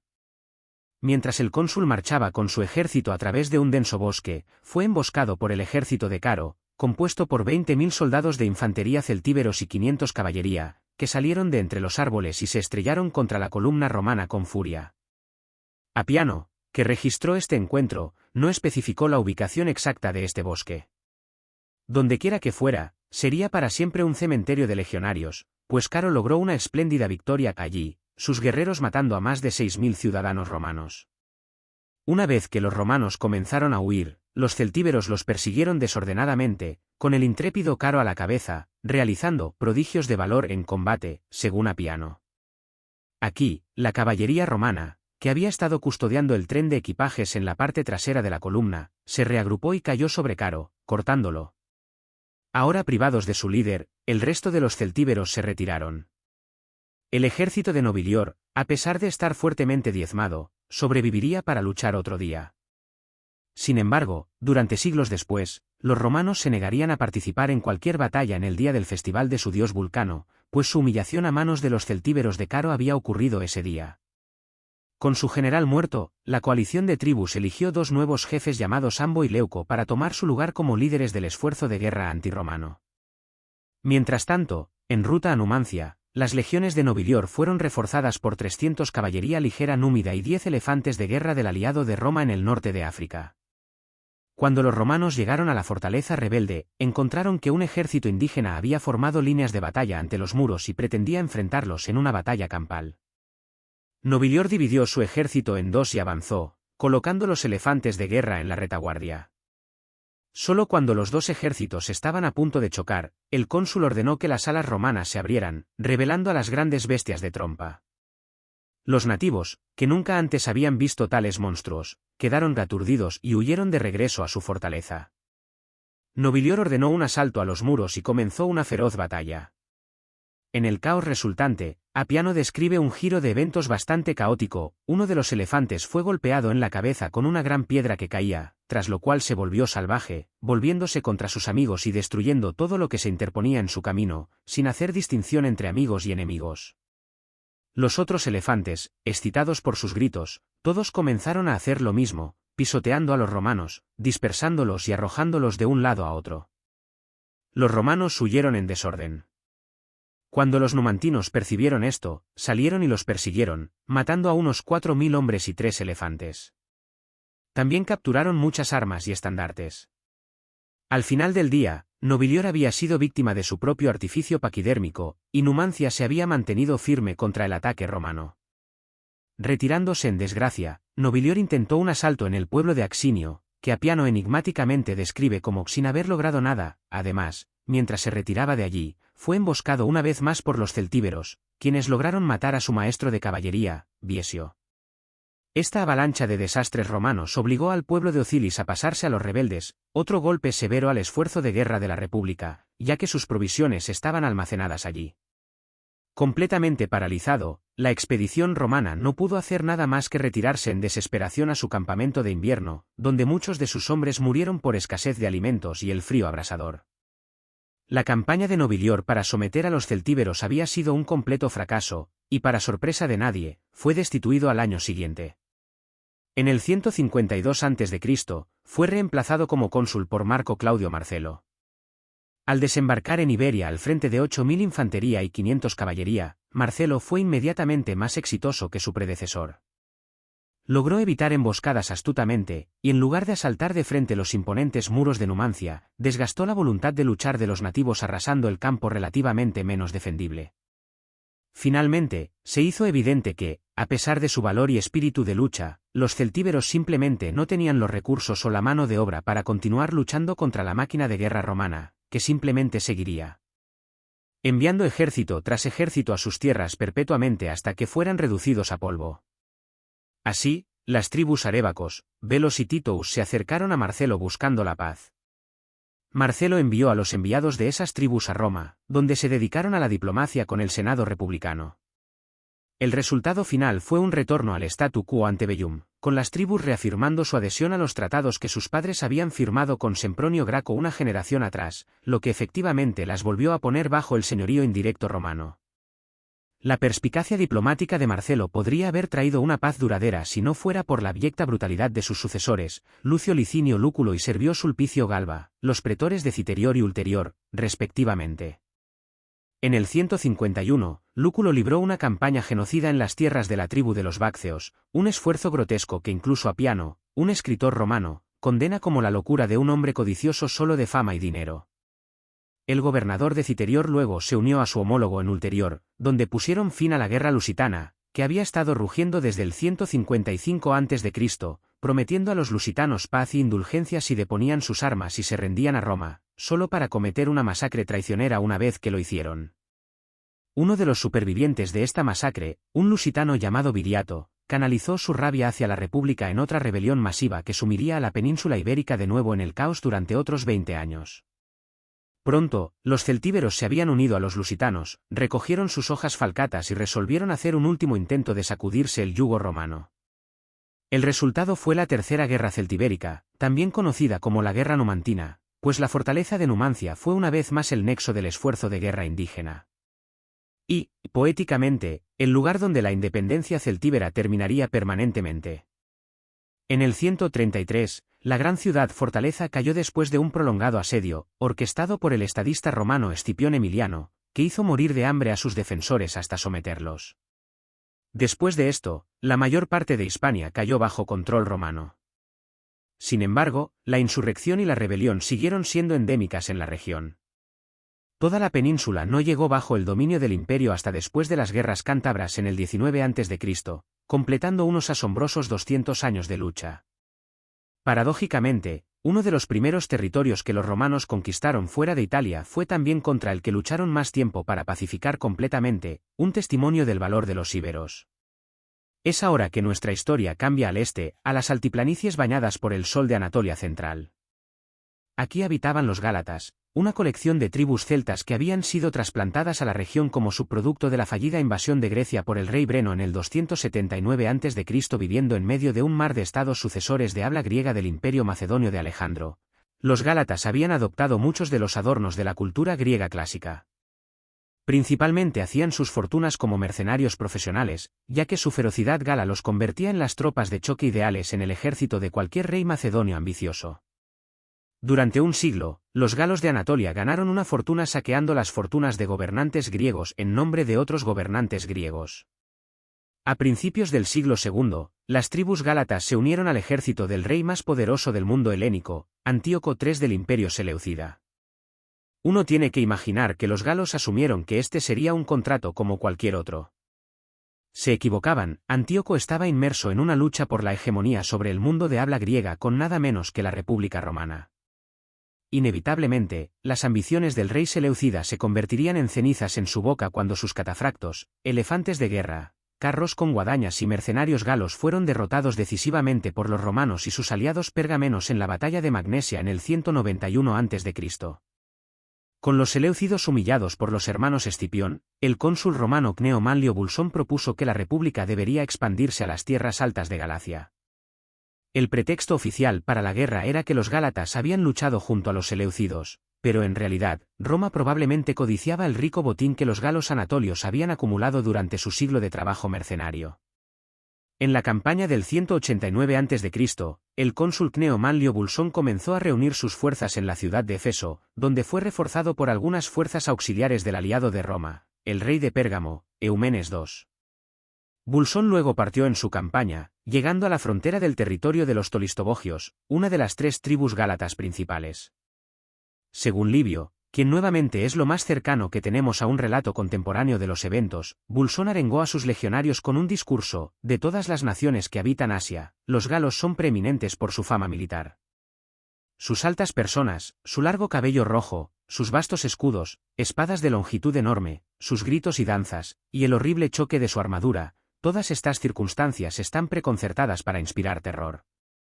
Pero dejen que griegos, frigios y carios, Para quienes estas cosas son inusuales y extrañas, sean asustados por tales actos. Para los romanos, acostumbrados a los tumultos gálatas, incluso estos vanos esfuerzos por provocar terror son conocidos. Una vez nuestros antepasados huyeron de ellos, pero fue hace mucho tiempo, cuando los conocieron por primera vez en el Haya. Desde entonces, los romanos los conducen ante ellos con consternación y los matan como ganado. A pesar de hacer evidente su absoluto desprecio por los celtas de Anatolia, Bulsón aún intentó asegurar la victoria a través de la diplomacia antes de intentarla por la espada. Con ese fin, envió enviados a Eposognato, un jefe gálata amigo de Roma. Eposognato prometió convencer a los otros jefes entre las tres tribus de someterse pacíficamente a la república. Animado por esto, Bulsón marchó hacia el interior, donde acampó su ejército cerca del fuerte de los Tolistobogios en Cuballo y esperó más noticias. Aquí, fue recibido no por enviados amistosos sino por jinetes gálatas, que lanzaron un repentino ataque al campamento romano, infligiendo bajas ligeras antes de ser repelidos por la caballería romana. Bulsón rompió el campamento y marchó sobre la ciudad habitada por gálatas de Gordión, que los romanos descubrieron completamente abandonada. Los mensajeros de Eposognato llegaron al cónsul y le dijeron lo obvio, que su jefe había fracasado en convencer a los gálatas de someterse a la autoridad romana. Además, informaron que la gran mayoría de los tolistobogios y trocmios, bajo el liderazgo de un jefe llamado Ortigón, se había retirado a la montaña del Olimpo de Bitinia, donde más de 50.000 guerreros, junto con sus mujeres e hijos, se habían atrincherado. Mientras tanto, los tectósages se habían retirado al monte Magaba, adoptando una estrategia defensiva similar. Cuando el ejército de Bulsón llegó al pie del Olimpo de Bitinia, descubrieron que los tolistobogios y trocmios se habían acampado en la cima de la montaña, donde habían cavado un foso y levantado obras defensivas alrededor de su posición. Esperaban que, al obligar a los romanos a escalar las empinadas y heladas laderas de la montaña, agotarían a su enemigo y lo harían más fácil de repeler. Bulsón acampó a 5 millas de la montaña, luego instruyó a sus hombres a preparar muchas armas de misiles, incluyendo jabalinas, flechas, bolas de plomo y piedras. El cónsul luego reunió su caballería y personalmente dirigió 2 misiones de reconocimiento por las laderas. En la primera salida, fueron hostigados y obligados a retirarse por una vanguardia de jinetes galos. En la segunda, Bulsón pudo reconocer con éxito, descubriendo que había 3 formas viables de marchar con su ejército montaña arriba, una en el medio de la montaña, donde el terreno era terroso, y otras 2, ambas muy difíciles, una en el sureste y la otra en el noroeste. Después de hacer las adivinaciones y sacrificios apropiados, Bulsón lanzó su ataque, dirigiendo su ejército en 3 divisiones. El cónsul personalmente condujo la mayor parte de sus fuerzas y marchó por donde la montaña ofrecía el ascenso más fácil.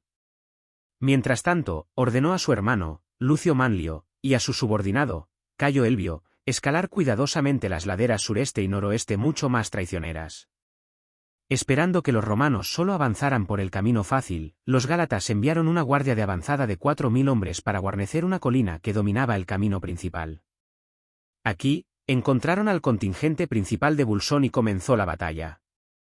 Inmediatamente, los velites romanos y los arqueros y honderos cretenses del rey de Pérgamo comenzaron a desatar una andanada de misiles sobre los galos. Flechas, jabalinas y bolas de plomo los destrozaron con un efecto devastador, pues los galos tenían poca armadura corporal y sus escudos, largos, pero demasiado estrechos para la anchura de sus cuerpos, los protegían mal. Cuando la vanguardia gala intentó cargar contra la línea romana, sus números fueron reducidos por más fuego de misiles, luego fueron derribados por las espadas de los velites al impacto. Puestos en fuga y pánico, los galos se retiraron de vuelta a su campamento en la cima de la montaña. Para entonces, Lucio Manlio y Cayo Elvio habían terminado sus ascensos. Los 3 contingentes ahora se acercaron al campamento gálata y desataron un infierno sobre él. Jabalinas, flechas, rocas y bolas de plomo llovieron sobre los galos desarmados y expuestos, junto con sus familias, que estaban escondidos en su campamento con ellos. Como una anécdota bastante macabra, Livio señala que solo fue al escuchar el llanto y los gritos de sus mujeres y niños que los romanos supieron que sus misiles estaban devastando adecuadamente a los guerreros gálatas. Eventualmente, una vez que los números enemigos habían sido debidamente reducidos, Bulsón ordenó que se asaltara el campamento, y los romanos lo invadieron casi de inmediato. Los galos huyeron del campamento y bajaron por la ladera de la montaña en todas direcciones, pero miles fueron masacrados o capturados. En total, en la batalla del Monte Olimpo, 10.000 gálatas fueron muertos y 30.000 tomados como esclavos. Las bajas romanas fueron mínimas. 3 días después de aplastar a los tolistobogios y trocmios, Bulsón marchó hacia el monte Magaba para aplastar a los tectósages. Los tectósages enviaron enviados al cónsul, ofreciendo paz y sumisión, pero esto resultó ser una treta para hacerle bajar la guardia, emboscándolo con una gran fuerza de su caballería mientras procedía a una conferencia diplomática. Bulsón solo logró evitar ser capturado por un pelo, con un contingente de forrajeadores romanos luchando contra los jinetes galos. Después de esto, procedió obstinadamente al monte Magaba, donde, empleando las mismas tácticas que había usado en el Olimpo de Bitinia, aplastó al ejército tectósage. Después de esto, la victoria total pertenecía a Roma, y la tierra de los galos en Asia estaba ahora de facto bajo el señorío de la República. Después del triunfo de Cneo Manlio Bulsón, los galos anatolios permanecieron nominalmente independientes, pero cada vez más atados a la voluntad de Roma. Después de que la República absorbió Pérgamo en el 133 a.C., los gálatas se convirtieron en un útil estado tapón, que los romanos usaron para librar una guerra por poderes contra sus enemigos capadocios y pónticos. Durante las guerras mitridáticas, los gálatas fueron fieles aliados de Pompeyo el Grande en su lucha contra el rey póntico Mitrídates. En el 25 a.C., después de casi 150 años de gradual romanización, Galacia fue finalmente anexada y se convirtió en una provincia del imperio. Ahora, volvamos el reloj al siglo II a.C. y regresemos al norte de Italia. Con los Alpes bajo control de Roma, la puerta proverbial estaba abierta para que sus legiones marcharan a la región del mundo galo que corresponde aproximadamente a la moderna Francia, el mismísimo corazón del mundo celta del Atene. El catalizador para esto llegó en la forma de la ciudad griega de Masalia, que tenía una complicada relación de siglos con las tribus celtas que la rodeaban. Para el siglo II a.C., también se habían convertido en aliados cercanos y socios comerciales con la estrella en ascenso que era Roma. Así que en el 154 a.C., cuando la tribu gala de los Salubios amenazó con invadirlos, los griegos pidieron ayuda romana. La República estaba feliz de tener una excusa para enviar sus legiones más allá de los Alpes y ayudó a defender Masalia de los Salubios 2 veces, una en el 154 y otra en el 125. Después del segundo encuentro, los romanos magnánimamente ofrecieron asumir el control de los territorios interiores de Masalia para protegerlos de futuras incursiones galas. Los griegos, preocupándose más por el comercio que por la integridad territorial, aceptaron. Mientras tanto, el derrotado rey Salubio, Tutomotulo, había huido al norte al territorio de los alóbroges, que estaban estrechamente aliados con los arvernos. Esto les dio a los romanos el casus belli perfecto para perseguir una campaña expansionista en las ricas tierras de estas dos tribus. Bajo el pretexto de perseguir a Tutomotulo, invadieron el territorio de los alóbroges y arvernos, y para el 121 a.C. habían conquistado gran parte del sur de Francia. Lo incorporaron a su imperio como la provincia de la Galia Transalpina, que significaba Galia más allá de los Alpes, nombrada en yuxtaposición a la Galia Cisalpina, Galia dentro de los Alpes.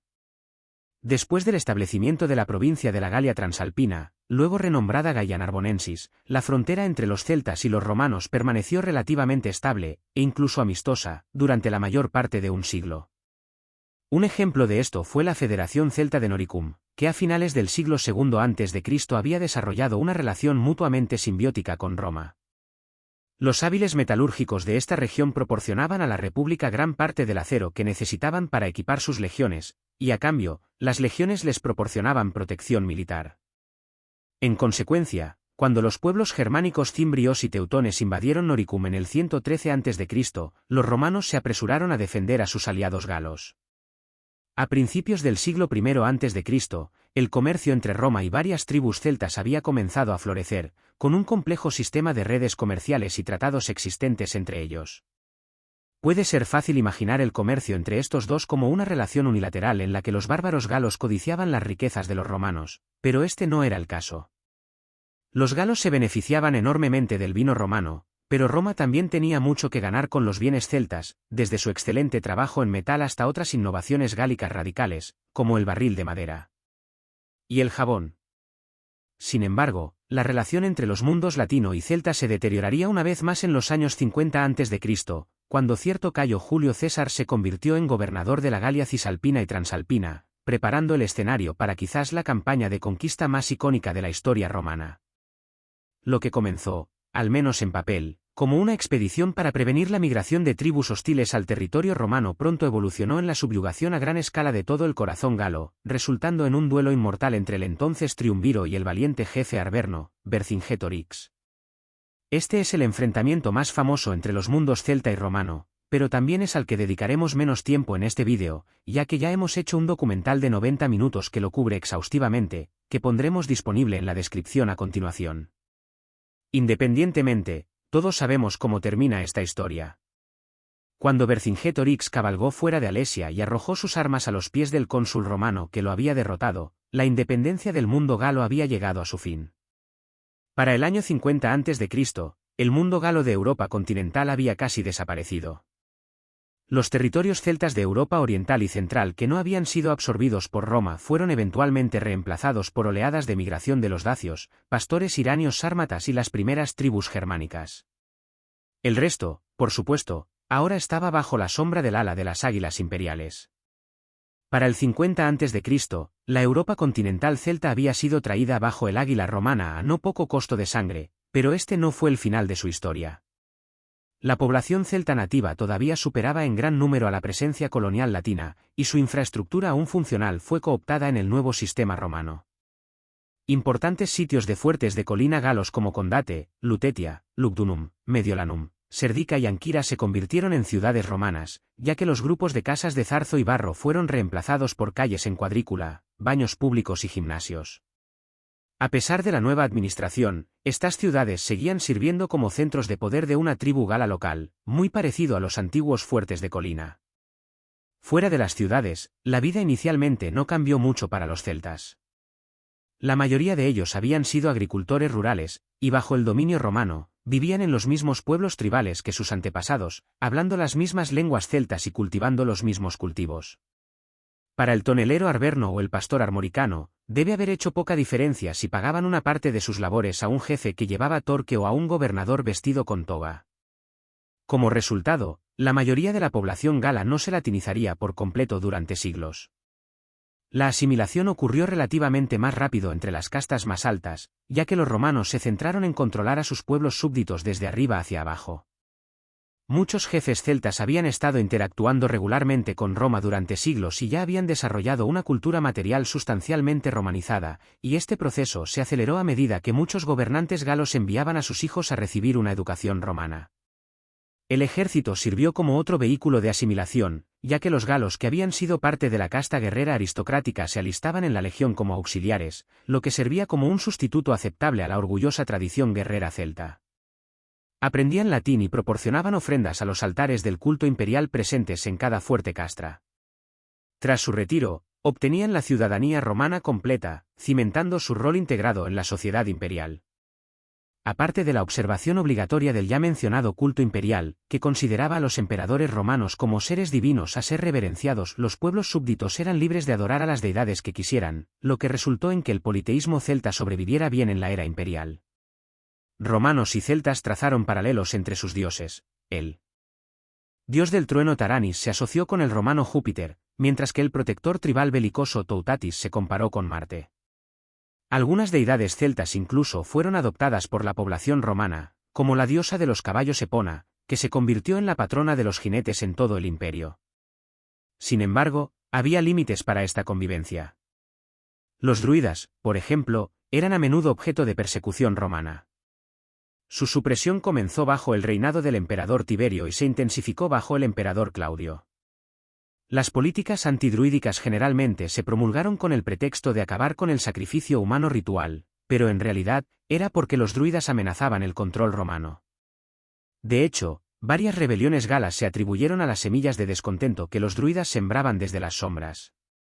Sin embargo, era una orden clandestina que resultó difícil de erradicar, y es extremadamente probable que, durante generaciones, los druidas continuaran secretamente sus enseñanzas en cuevas ocultas y claros secretos del bosque. Durante el reinado de Claudio, se les concedió el privilegio a selectos aristócratas galos de unirse al Senado romano. Muchos senadores snobs protestaron fervientemente contra este movimiento, como podía el emperador permitir que bárbaros se sentaran entre sus santificadas filas. En respuesta, Claudio les recordó de manera práctica que ellos mismos eran descendientes de umbros, sabinos y samnitas, tribus itálicas que los romanos habían conquistado y asimilado siglos antes. Para él, los galos eran simplemente los últimos en una larga línea de pueblos a ser integrados en el gran proyecto imperial. A partir del siglo III después de Cristo, una nueva fe había tomado al imperio por asalto, cuyos practicantes adoraban a un extraño profeta levantino al que los propios romanos habían dado muerte 200 años antes. La fe cristiana se extendió rápidamente por las provincias, primero como un culto perseguido clandestino, y luego, por un giro notable de la fortuna, como la religión estatal del imperio. Las opiniones imperiales hacia los antiguos dioses rápidamente se agriaron, y para el 392 después de Cristo, el devotamente cristiano emperador Teodosio prohibió todas las prácticas paganas por completo. Este fue probablemente el toque de difuntos de lo que quedaba del politeísmo celta tradicional en el continente. El próximo siglo vería el fin del mundo en el que los galos romanos habían vivido durante generaciones. Después de la conquista de los celtas, los pueblos germánicos se habían convertido en el principal enemigo bárbaro de Roma. Durante siglos, muchas de sus tribus habían comerciado, integrado, o más a menudo, guerreado con los romanos a lo largo de la frontera de los ríos Rin y Danubio. En muchos sentidos, los años 400 después de Cristo fueron el siglo germánico, ya que pueblos como los visigodos, ostrogodos, vándalos y francos aprovecharon la decadencia imperial para derramarse en territorio romano y tallar reinos para sí mismos, poniendo así fin a la mitad occidental del imperio. A medida que los invasores germánicos de Europa se establecieron en sus tierras recién conquistadas, se encontraron viviendo entre los descendientes directos de jefes y druidas, hombres que una vez se llamaron a sí mismos guerreros de los senones, insubres, boyos y arvernos. Pero estas personas habían cambiado para siempre. De hecho, para cuando el Imperio Romano Occidental colapsó, los celtas de Europa continental habían estado bajo la hegemonía latina durante más de 400 años, y la cultura gala se había convertido en poco más que un eco. Sus antiguos cultos habían sido reemplazados por un dios monoteísta del Levante, y su lengua declinando lentamente a favor de los dialectos del latín vulgar que evolucionarían en las lenguas romances modernas de hoy. Es posible que la lengua gala sobreviviera en algunas aldeas montañosas aisladas hasta el siglo VI después de Cristo, pero a medida que la antigüedad tardía se convirtió en la Edad Media, la identidad celta casi se había desvanecido, y una costumbre híbrida germánico-latina sería la cultura predominante sobre la cual se formaron la mayoría de los reinos de la Europa medieval temprana.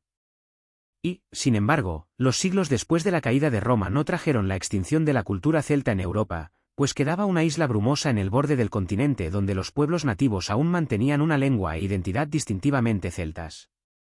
De hecho, la historia y el destino final de los britanos celtas es algo que aún no hemos abordado, pues se distinguen de sus primos continentales en dos aspectos: nunca fueron completamente conquistados por los romanos, y su identidad indígena sobrevivió al imperio que los sometió. Gracias de nuevo a War Thunder por patrocinar este vídeo. Ingresa a PvP para todos los niveles de habilidad en este enorme juego de combate de vehículos en PC y consolas, y asegúrate de obtener nuestro gran paquete de bonificación gratuito con funciones premium. Consíguelo todo a través de nuestro enlace en la descripción.